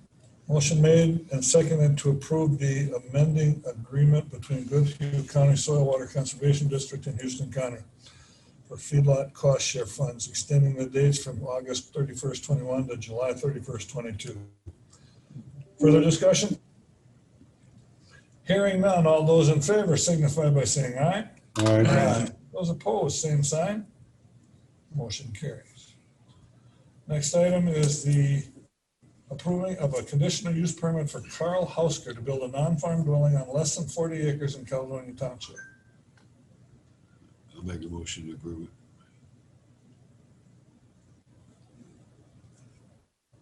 I'll second it. Motion made and seconded to approve the conditional use permit for Carl Houska to build in a non-farm dwelling on less than 40 acres in Caledonia Township. Further discussion? This went through the planning and zoning. Yes, this went through the planning commission and they recommended approval. I felt that you wanted to make something before we made a motion, but. Oh, no, I was just gonna explain it a little bit more. I thought that was standard practice, but by all means, go ahead. We like to cut corners here some days. There was no issues as far as people complaining about it or anything in that regard. No, we had no comments submitted or public comment at the hearing that night. Okay. Further discussion? Hearing none, all those in favor signify by saying aye. Aye. Those opposed, same sign. Motion carries. Item 9 is consider approving a conditional use permit for Thomas Reddy to operate a multi-unit storage facility in the general business district of La Crescent Township. You can explain this. Yeah, so Tom Reddy operated Reddy Bus Lines for a number of years. I want to say around 40. And so he recently sold that out, and the new owner operated it out of that location, but recently it kind of has outgrown, and so they've moved it over to La Crosse. And so he has these 3 large buildings that are in good shape, and so he was looking for an option in how we could potentially use them. It is zoned general business, and I think at the time La Crescent wasn't. It's kind of developed now around that. Yeah. We looked at possibly rezoning, but a multi-storage unit facility isn't really within. I think we had to go to like the limited industry, which general business is probably a better fit as far as a zoning district than a limited industry district where it's at. There was some comment from neighbors with the concern of just extra traffic through there. He's actually targeting though, like that, since it's made to handle large units, he's looking at like RVs and larger boats and some of that where people are storing it for a season, and it's not going to be a lot of traffic in and out, and actually probably less than what the current or the past use was, I guess. When you're looking at buses coming in morning and evening, and the drivers leaving 2 during the day. So Should be a lot less traffic. yeah. It'll be a lot less traffic than the old days. Then the buses going in and out every day. And he said he wasn't putting lights within each unit, so people are kind of limited then in terms of when they can access the property, just because of that as well. And there was no new building, it was just use of the current Using the old building. bus barn. Just remodeling the old. It sounds like a practical second use of that property to me, so. I think so. It's well maintained and it's Yep. got a buffer around it. As you can see on the pictures here, there's trees to the east and south, so. I'll make a motion to approve that. Second. Motion made and seconded to approve the conditional use permit for Thomas Reddy to operate a multi-unit storage facility in the general business district of La Crescent Township. When the planning and zoning went through, they found, I mean, they were all, their findings were all in favor. Yes. So although there was some concerns. There was some concerns about the traffic, but after he explained it, I mean, there was like 90 bus drivers going in there before, twice a day, and now you're gonna be down to maybe 10 people in a week or something. Leaving it in the business district Yeah. controls what can be in there. If you made it light industrial and they left, God knows what could go in there if it was changed zoning wise that way. So this makes more sense. Further discussion? Hearing none. All those in favor signify by saying aye. Aye. Those opposed, same sign. Motion carries. Good job. Thank you. Got her done. Next item is the discussion items. First one, I wanted to ask with regard to having an independent body come in and look at our operational procedures as far as county offices. And this is just for discussion, just if we had an independent body come in that had expertise in streamlining operations, if that would help some of the duplication that happens between, people coming in for, going to the assessor's office, going to the auditor's office, going to the recorder's office, some of these duplication of effort and going to treasurer's office, some of the duplication of effort to more streamline, or maybe we would centralize some of these things so that it only goes to one office for recording purposes. Just a thought with regard to something of that nature. Well, we're trying to make it more efficient is what we're actually trying to do. Right. I don't know, they want to hire people. I think we should try to maybe get a little better first. See if there's some places we can tweak this and, like Bob said, and the duplicating. Where would these services come from? Are they, I'm not familiar with them, so. We're kind of in the dark too. Neither am I. That's what an administrator was used to do, Well, was supposed to do. we'd have to research and see if anybody does that. I mean, I don't know of anyone that does that, but I'm not saying that the service doesn't exist. I mean, I don't know. So are we just talking? The first I had heard of it was when you requested it for the So are we just agenda. talking for the auditor treasurer's office and recorder's office, or are we talking countywide here? Countywide. well, where we have duplication of efforts. I don't think we have to do much about the highway department. They pretty well take care of their own stuff and turn it into Carol. But internally, as far as the courthouse is concerned. Carol, you got a comment? And I think it's actually something that. Maybe she should come Yeah, forward. why don't you? It would actually be, Get up front.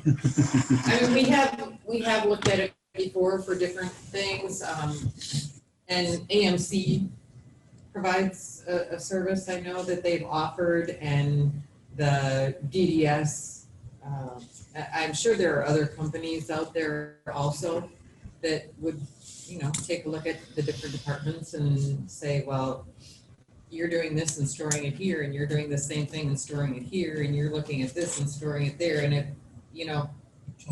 are we looking at just needing some electronic processes, or are we looking at, Centralizing.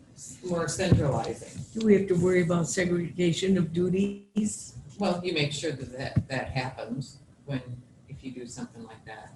We also gotta be concerned about security, that something that I might give away freely may not be public for something to come from Teresa's department or, some other area. I'm just. Yeah, putting that there are, See.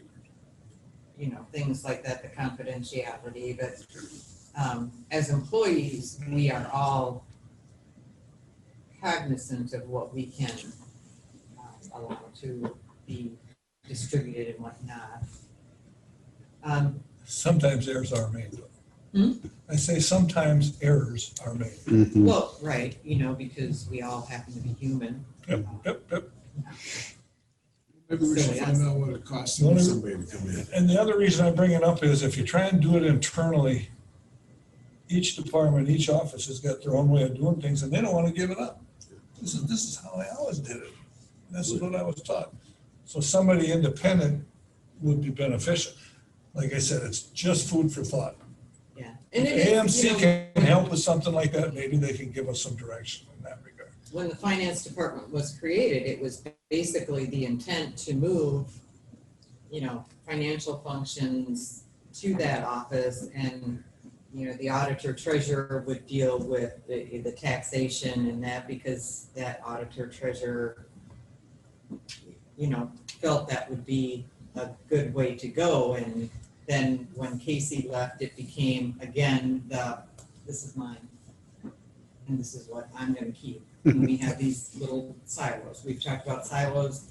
I don't know how many times I, you know, probably brought up that term, but we do have that. And it is hard to change things when you have long-term employees, because they are accustomed to, Been doing it this way for 30 years. yeah, why change doing it this way. Yeah. There are a lot of counties, like Nicollet County has I don't think they call it a land use department, but anything dealing with land is basically in one area. And, you know, anything dealing with financial is one area. They don't have an auditor treasurer. Well, I think we should have her look into to see what it would cost to do this, and then. Well, first we gotta figure out what we're looking at here. Now, Yeah. I've heard that we're gonna do countywide, but now I'm just hearing, we're focusing on, Well, and I think we look at countywide, but the courthouse proper is where it needs it the most, my opinion. If we have an independent look at it, maybe, you know. yeah, maybe maybe I'm they wrong. would suggest differently. so would it make more sense to, I mean, before we even start any of this, that we should look at, see what we're doing now and have a flow chart. Do we have a flow chart and how things are processed through the departments? I mean, it'd be nice to have an idea. Services does. Yeah, not, I know Human Not Services that I'm and Public aware of. Health have flow charts. in terms of land use. That's when they research. I mean, they're gonna, the company that we're gonna hire is gonna ask, well, how are things working now? Do we have that flow chart to show them? I mean, or is that what's gonna be their job to figure it out? We should start with AMC, see if they have any suggestions where to start. Well, Eric's raising a good point. We don't have anything for them to look at to get started. Well, typically it comes with them, or they come and departments and, you know, ask questions and observe what's actually happening. But we can put something together. I think Don, at yesterday's meeting, suggested getting the department heads together to look at the different things. And Well, yeah, that'd be one way of trying to figure out, To get a start. to get a start and see what we're doing now. Mhm. And let's see what that looks like, so we all have an understanding of what's going on now and decide whether we could go from there, whether we want to pursue this any further. I mean, there's always been this talk of, we're gonna have to have that conversation sooner rather than later about eliminating elected positions of recorder and auditor treasurer and making them appointed. I mean, is that where we want to go? Is that what we're looking at here, you know? But I think that has to go to a referendum, doesn't it? A vote, county? No, actually, there was a vacancy, or if there is a vacancy with public hearings, then you can make it appointed. Fillmore County did the auditor treasurer when Heidi left, and now they are doing the recorders. Appointing it instead of, they don't have to They're run having it the through the. hearings, public hearings too. I think you have to advertise it for 2 weeks, and you have to have a public hearing. You don't need a referendum, but you do need a public hearing. Yes, if there's a vacancy.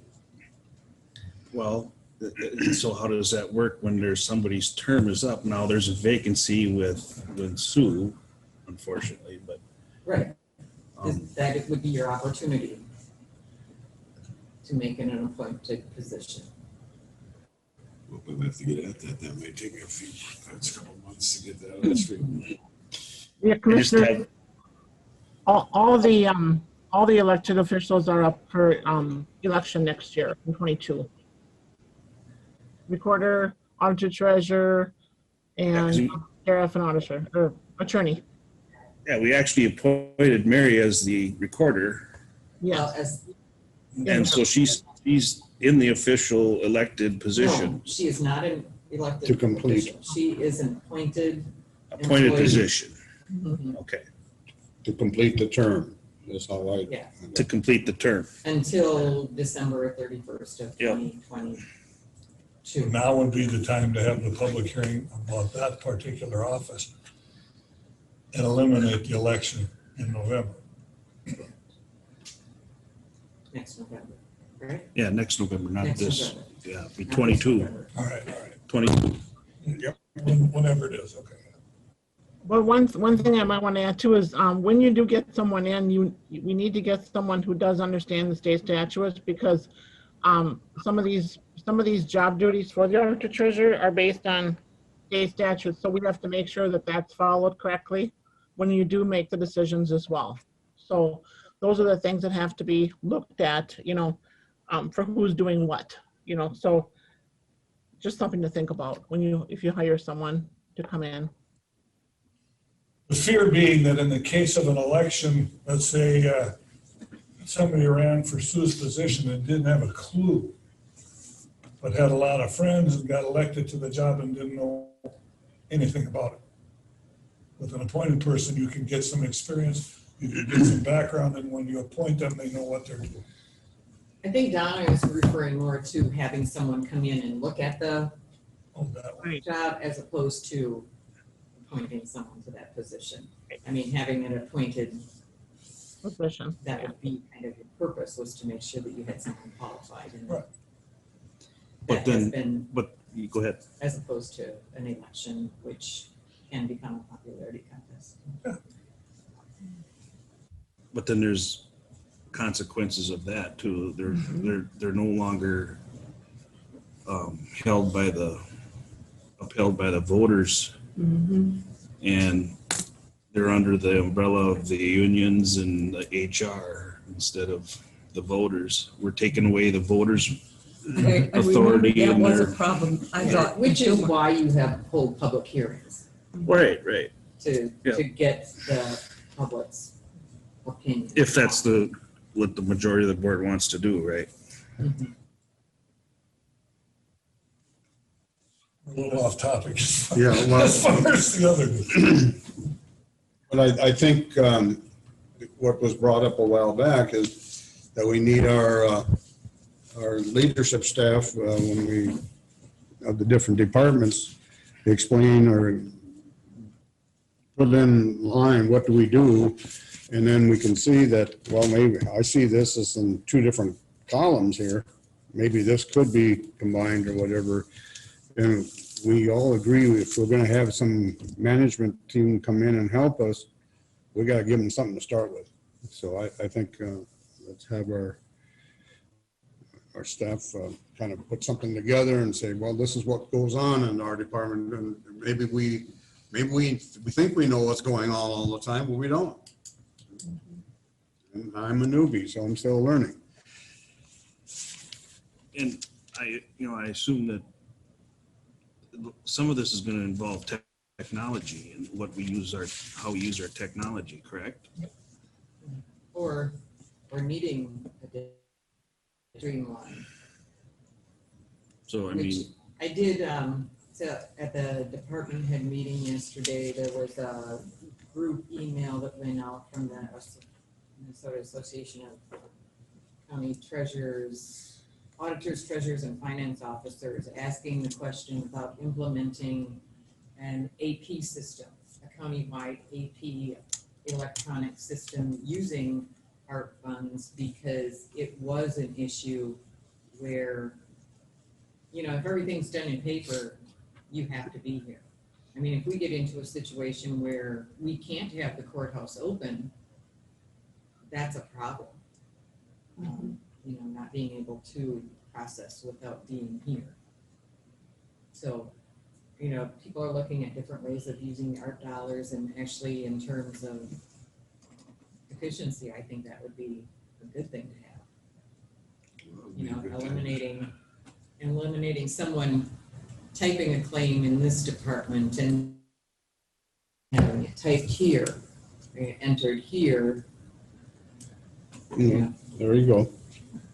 yeah, different ways of doing things. If we need IT equipment, now's the time. Mhm.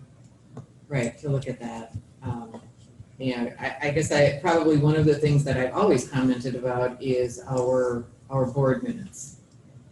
They're on the web, so they are accessible. But if I want a file, which is public information because it's a file, I have to contact someone to get that. Someone has to dig through, find that file, and send it to me.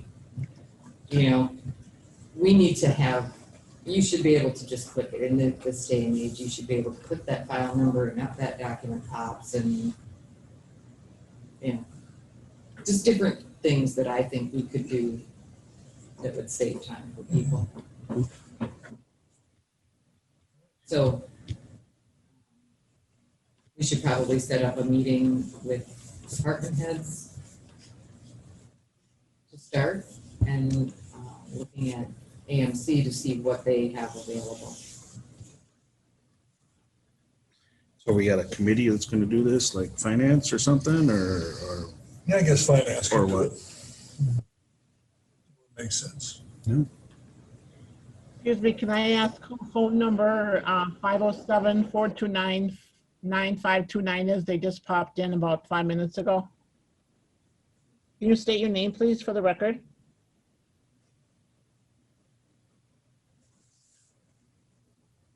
Oh, they just popped out.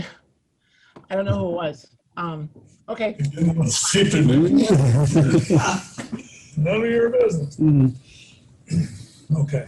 Well, it was just a topic of conversation I wanted to ask about. Yeah. Bring it up. So we'll move on from there. We'll just set up a department head meeting on finance. Talk with the department heads. Get their opinion there and input.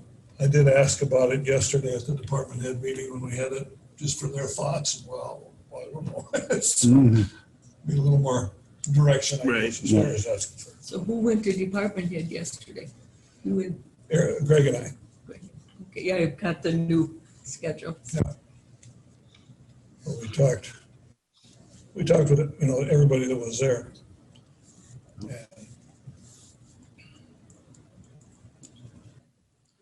Donna, has there been abatements done already, or? Most of it. There has been several, and there's about 4 that have to go to the board, and I will remind Luke to get them next week that have to go to the board before I complete them. But there's a lot of them that we processed, but they're below the amount. It's $3,000, right, Carol? $3,000 is the limit. So Okay. I think there's 3 or 4 that have to go to you guys, and we'll get them to you. I'm gonna remind Luke about it next week, for next week. Okay. And for the record too, commissioners, the total for Dick Walters meetings would be $30 each at 15 meetings of $450. And for Minister Yater, it's 2 meetings at $30 for $60 total. So I wanted to put that in for the record, so Allison has that as well. Okay. So moving on, I'll report on the things I've been involved with. Like I said yesterday, Greg and I were at the department head meeting, and real big news, and talking to Lucas, there's 5 main categories as far as our property tax assess, how you come up with a property tax, but there's hundreds of branches that go out. The state of Minnesota is one of the worst in the country as far as all the different. Most complicated. And that's what I heard. I'll get to that in a minute, but then Donna reported that the property tax, the sales of property because of taxes are coming up next week. She's getting a lot of calls from Brownsville Township about the ending of the waste program that they have and what are we supposed to do, so people are calling to find out.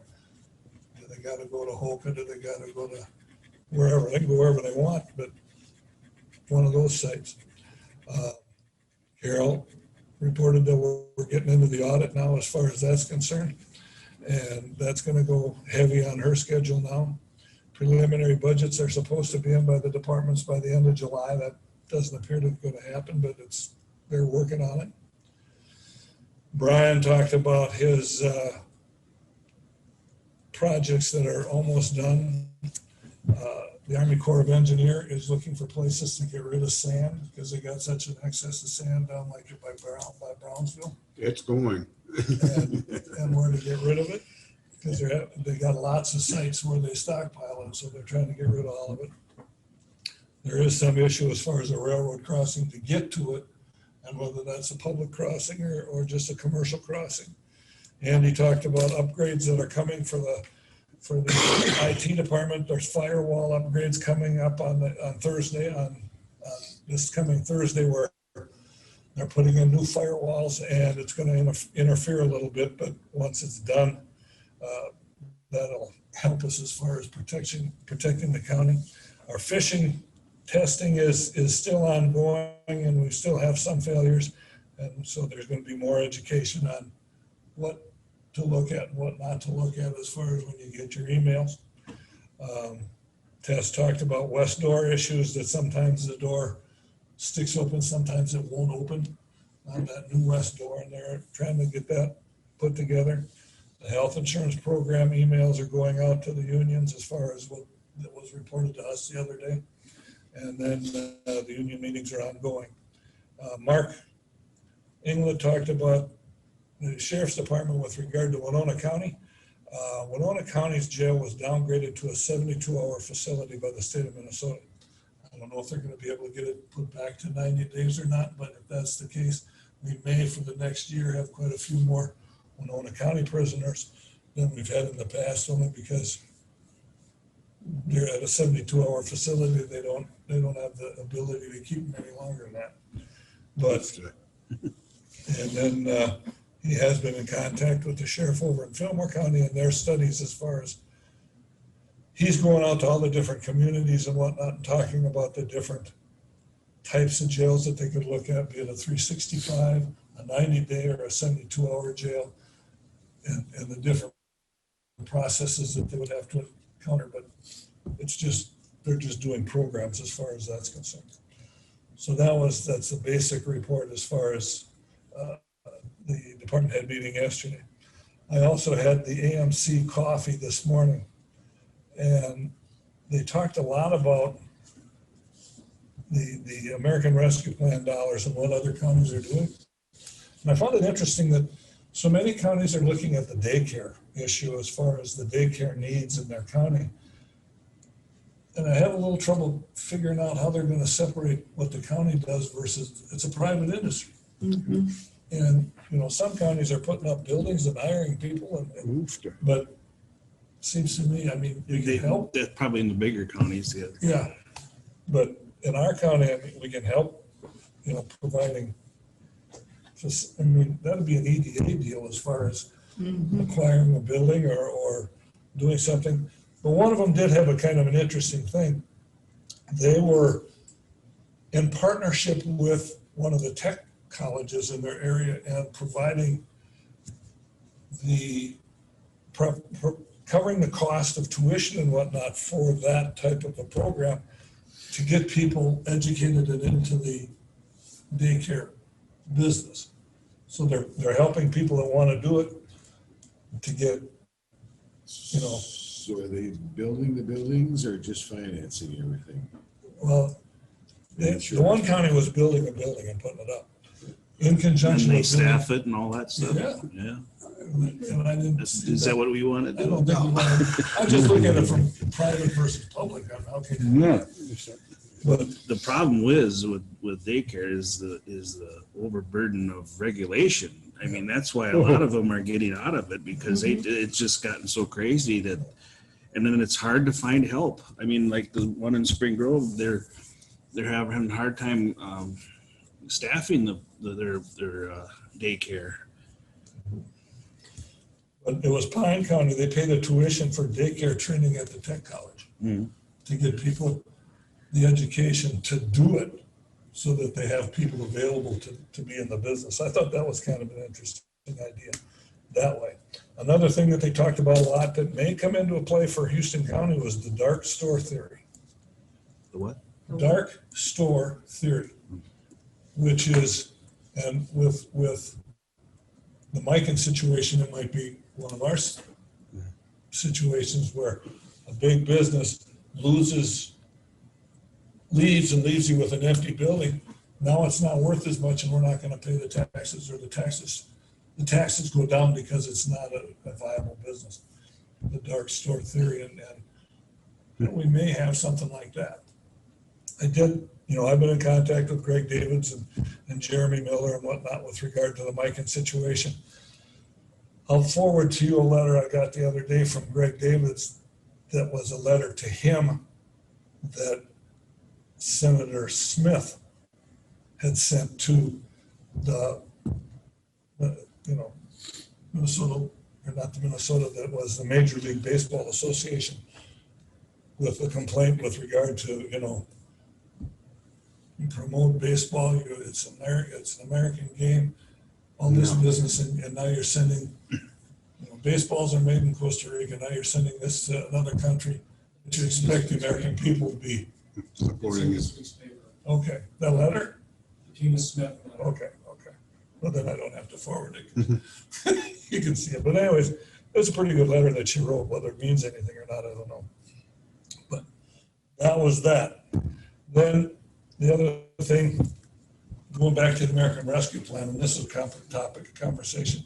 We should have be putting together a budget idea as far as how we're going to spend that, don't you think? Since We have to be prepared. I got the list that we talked about of what we want to consider funding. Because we got broadband, the highway department, stormwater, as far as the IT. watersheds we talked about, IT, human services, and then other things that other counties are doing a lot of EDA things as far as businesses. Other counties are doing housing to provide housing so that they can get people in to do the jobs that they have available, but nobody to work them. I don't know if we want to get into housing either, but Is there separate loans through this American People Business can get with a low interest, or is there? How does your department going at distributing this money? Can you be a farmer and show a loss and get some money? Can you be a business place and show a loss? Can you get a separate? Well, in order to go through the county and receive money, some of the county American Rescue Plan dollars, you guys would need to say, just like you did with the CARES Act, we're going to set aside so much for business relief. Now, the American Rescue Plan overall also is giving, money to states and to other places. So there may be programs that become available from that. But in order for the county specifically to have a program, you would need to say, hey, Allison, in the EDA, we're going to allocate this much towards this. And then, yes, we would create a program and do it. But we have not done that yet. Because I have gotten some calls from folks that you've talked to, but we're not, at that stage yet. I can't just. We haven't designated anybody I to take can't care just of this money. Say, sure, we can help you do this or that without you guys having decided how much you're setting aside and what it's for. Does that make sense?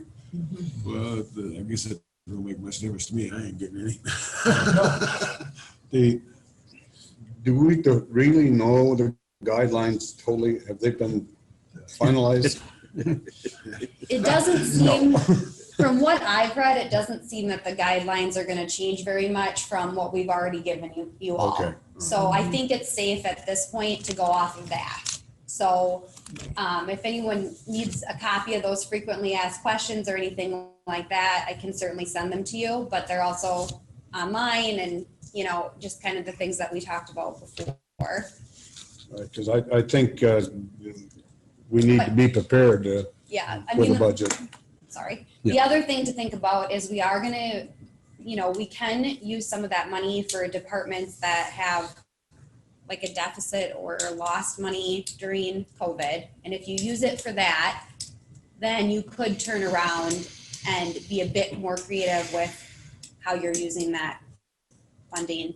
Right. Because the way you would allocate it would just be because of the lost revenue, if that makes sense. So then, For like the highway beyond what department. you do, Yeah. I mean, hopefully I'm explaining that correctly. It's actually not a deficit, it's if you lost revenue. Okay. Like highway. So I used the wrong word. Like Brian gave us that number. The highway has a big chunk that, based on Washington County's calculation, wasn't it 1.6 million? Yep. I don't think we're gonna allocate or. Well, Brian, he welcome that. Well, we did talk about IT being a top priority, to redo this technology in this room and around the county, because it's the way of the future. We're gonna need that. I think that's gonna be one. And we talked about applications, getting applications from Centec and Spring Grove for what they would For broadband. And we talked about the highway department.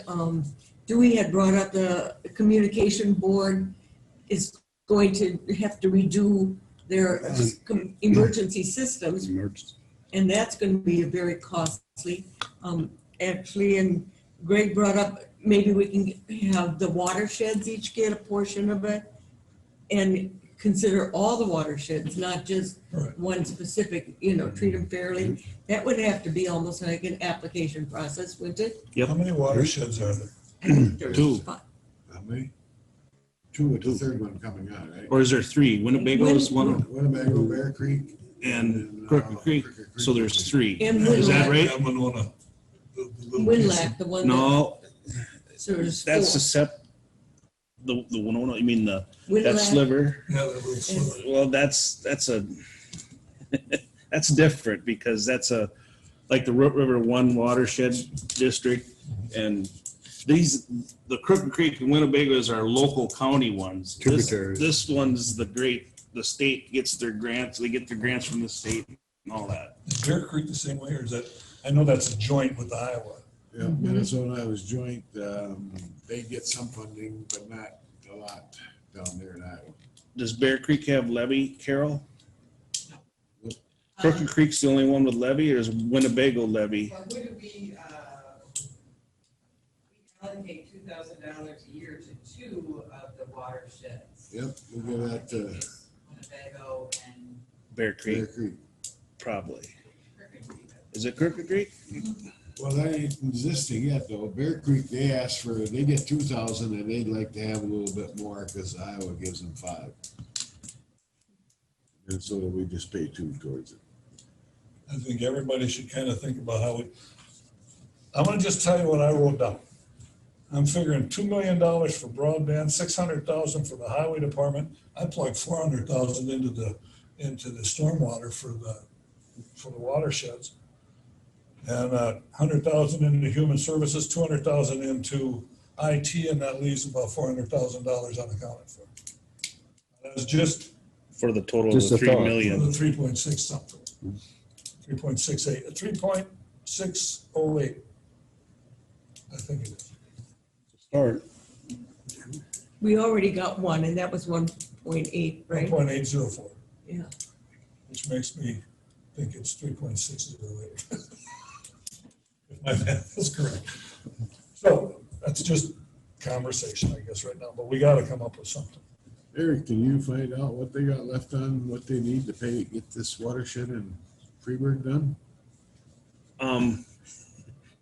Yeah, I think the last I heard from Soil and Water is that they have the cost covered on their new bid. But Crooked Creek water, their coffers are drained because of that. So Do they have projects coming? that well, need they'd to have be more done? projects they'd So like if to we do do. an application to the county for monies for projects, we can award this to them for that? That'd be one way of doing it, Right. yep. Right. Same thing with Winnebago, same thing with Bear Creek. Yep. I think that giant water hole that they got that they're trying to fix. I think we'd have to create the application. Right. And then they would, like. Yeah, fill it but in. that's how we have Right, to. right, Yep. that would be fine, yeah, Mhm. but just like, I think that's the way the process would work, like. We first have to say- create the entity to do the application and Right. like if we want to do something for business, we'd have to have EDA do it Like or you- ourselves. Like you'd first probably say, we're gonna put this much towards it, and then we'd create it, and then it would be like out for a certain period of time. I would think that would be the smoothest Mhm. way. And if we don't Do if we don't use it, we'll find someplace else to use it. If we need more, we can change our allocation. Right. That could, yeah. And then they'll have to have it spent By 26. 2026. Mhm. So I think that'd be a great way to support flood control in Houston County as far as that's concerned and help with that. Didn't reach a certain amount of money each Well, one. they apply for it. Yeah. If they get We it, have to apply. We have to come up with an application. it'd be a pretty simple application. Yes. Yeah, because I know Bear Creek, they were talking about they had some maintenance projects and Winnebago has a few that they need a little money to fix up a few So things. do these guys do ditching and stuff too, or is that something separate? No, there's really no ditching. It's just It's the just retention. and- Retentions and yeah. Well, they will build brims from, to keep the water. Oh, yeah, inside yeah. there, Diversion ditches. Diversions, berms, Yeah. and, you know. But I'd like to move, I'll talk to you about how to put together an application, really simple one. Okay. That's all I'm gonna report on, that's enough. Who wants to go first? I got just a couple little things. that Greg called me about the Wildcat Landing boat ramp situation. And when I finally got a response back from the Corps on my other issue, which I'll report later, they're gonna look into it, and I told them to direct them to get a hold of Jake and stuff. It appears because of the water table level being down, that they're getting to the end of the concrete ramp, and maybe they need a bigger, longer concrete ramp. But this guy's gonna look into it. The ongoing thing with the fishing tournament coming up next month, there's a meeting tonight with the city, and I'll be going to that to see what's going on, but I'll be there. Corps of Engineers was not very, well, first of all, it took them 6 weeks to answer my letter.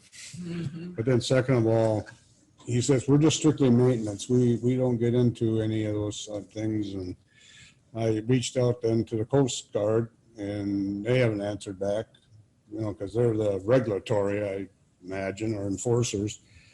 But that's an issue coming up with that bass fishing thing and the shortage. Have you talked to the bass fishing tournament people that Yeah, the run the city, thing? yeah, the city has, and The city of La Crescent has? Yes. Okay. Yeah. I mean, it'd probably be the best to go right direct to the people who are putting it on and try to come up with a compromise or whatever, but. They've also gone to the city of La Crosse, and there's a no wake zone on the main channel in an area. And the request was to the city and to the harbor committee to relieve or take out that no wake for a period of time so that they can use the main channel instead of the west channel. And it was agreed upon. Yeah, we'll look into it. It sounds like a good idea. And 24 hours later, no, we're not going to do it. So I don't know if something came from above. I was talking to the chief of police, and he was kind of giving me some of the things they've done.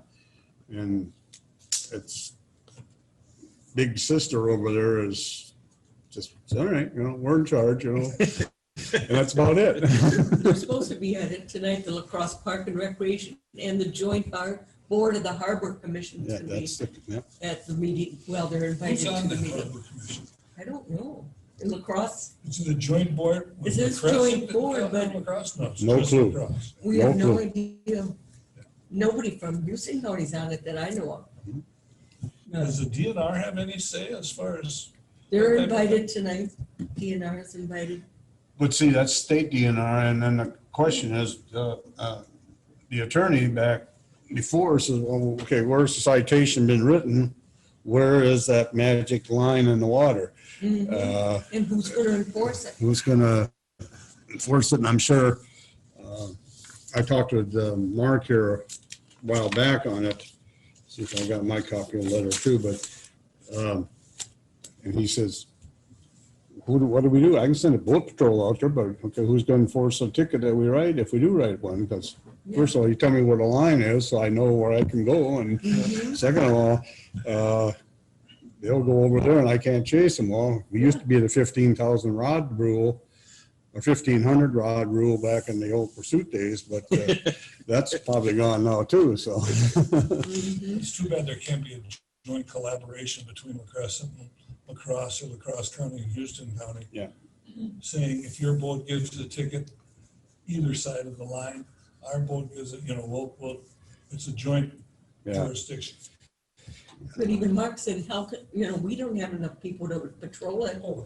Yeah, because they go out fast in the morning and fast at night. Yeah, and I don't think our boat would catch them anyway. It's gonna be quite the meeting, and all the residents in our community are. There's a list. Catch them guys. There's a list. So this is just a 1 week event, correct? Yep. Yeah, it's a 1 week event. But we're pretty. Maybe La Crosse County and Houston County can put their patrol boats in the West Channel during that event.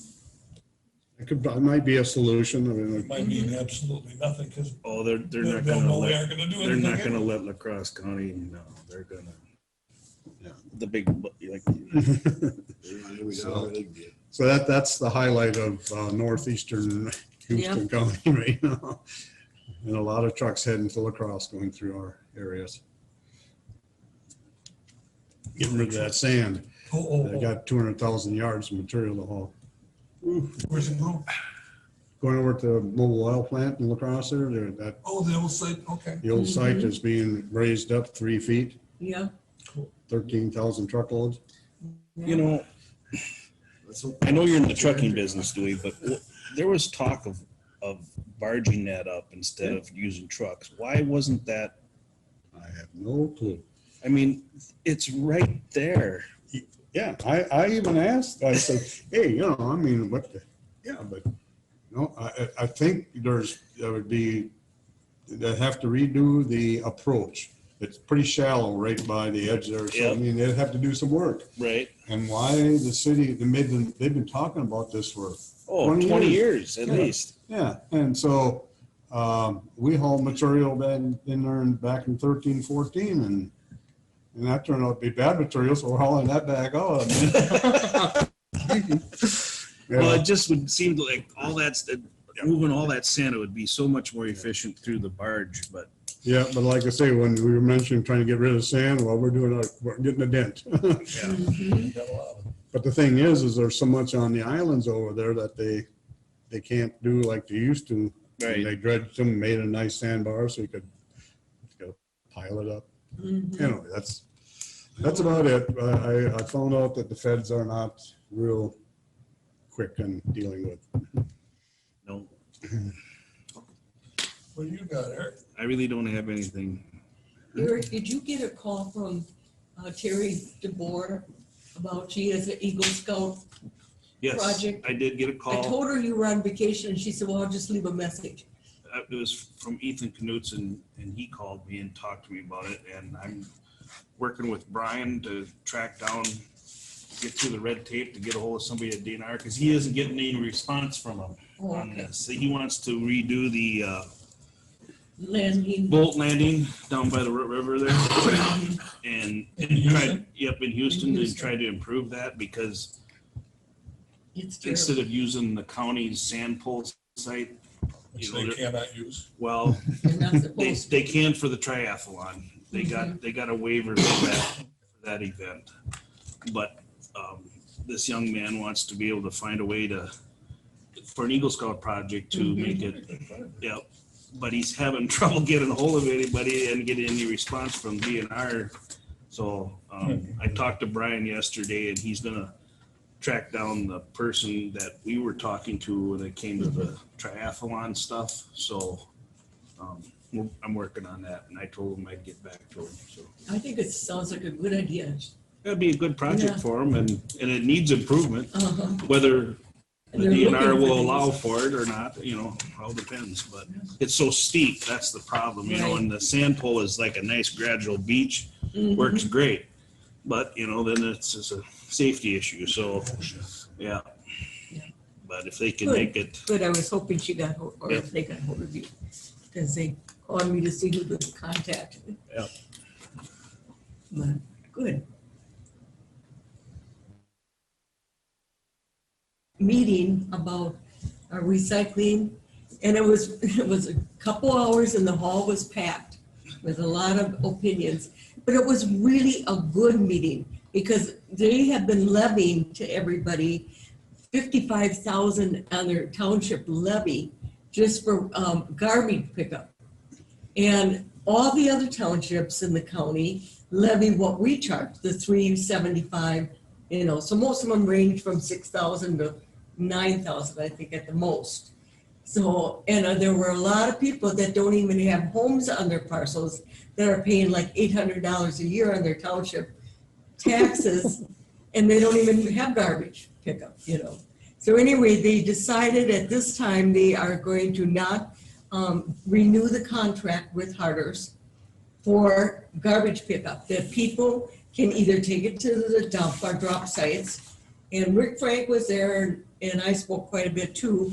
That's $2 a bag, basically, and we handed out a lot of the recyclers.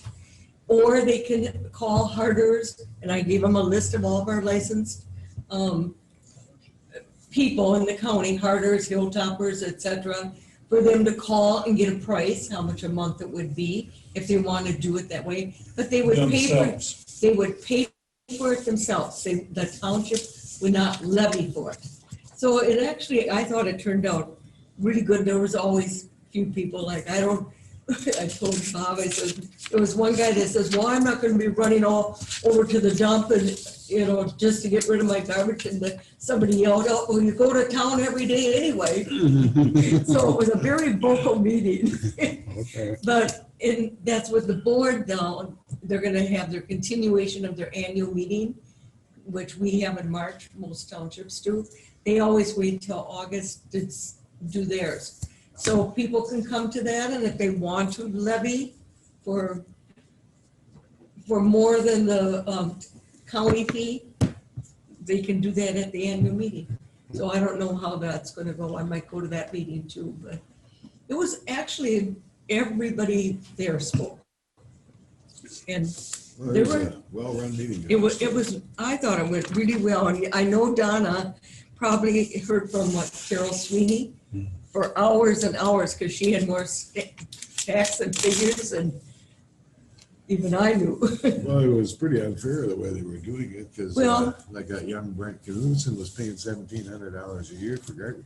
Yeah, I found his taxes on all out of that. his taxes, And then the neighbor pays 120, yeah, because he only has a house and 4 acres. yeah, And then they got a place down in the bottom of Brownsville, on Cork Hollow. There's 8 people that have an estate down there together. Well, all 8 of them were bringing their garbage there, and their tonnage was going up to meet hell, and they were losing out both ends. yeah. It was actually a very good meeting. Went a few hours, but everybody expressed themselves, and the board made the final decision not to renew the contract for, everybody can pay for their own.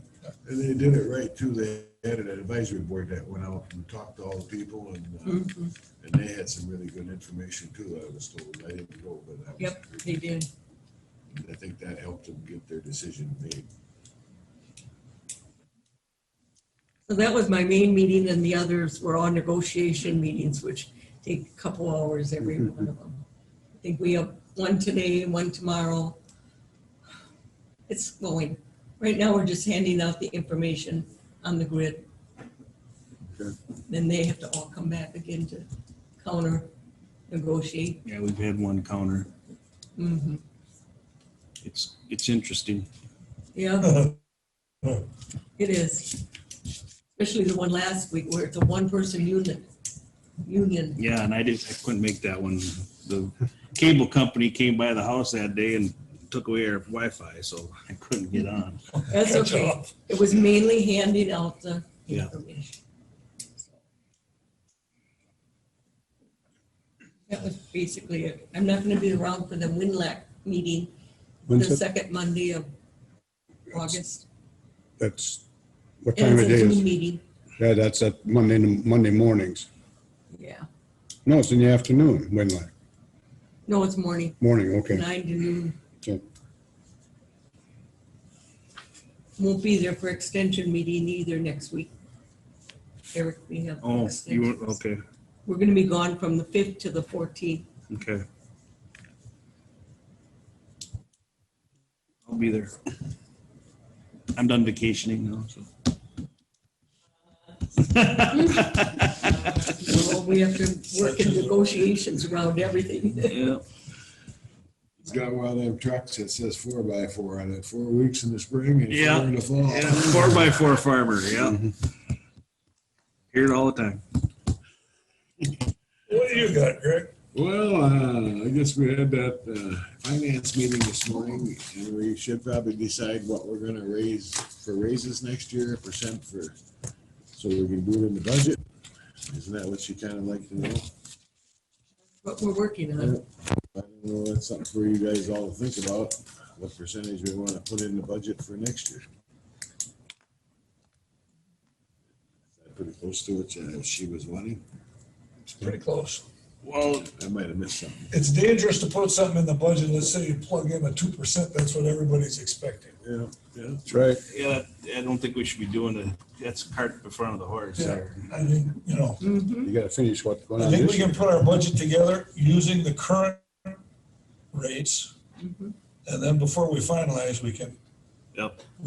In- right, And Carol? hopefully by then we'll I have a know good, it's, we have to have it before the end of the year, but we can put initial budgets together and then plug in the raises once we know what they are. Before, Again, just keeping in mind that we can't raise our levy once we adopt the preliminary levy. right, but that's not until September. Right. So we've got a couple of months, and then we'll plug in a number for go down, we just can't go up. Mhm. And then I had a meeting with Bob on finances for solid waste, and that went pretty good. I was pretty surprised on how things are going in there. We're ahead of the budget by $57,000 right now, something like More than that, maybe more than that. But I don't know, I can tell you more about what all went on, but it's kind of foolish to get ahead of the cart here. We got to get the guy hired as a director, and then we can take some of the stuff me and Bob learned and plug in there. I mean, we can talk about it, but it ain't gonna do much until we get a guy hired Right. to start the process. Mhm. You got anything you want to add to that, Bob? Nope, that's fine. And Bob, did you get a chance to talk with Mucci at all yet or not? No, I haven't. Bob's gonna have a meeting with them to see if we can cut some labor and maybe some trucking. Get his input. Yeah, get the input from Danny O'Hearn down there at the Houston. Oh. Maybe if we can save some money on trucking and maybe some. Well, they gotta go through our contracts. We might gain a little bit there. It's pretty early to tell what we're gonna be able to do, so. Anything else anybody want to bring up?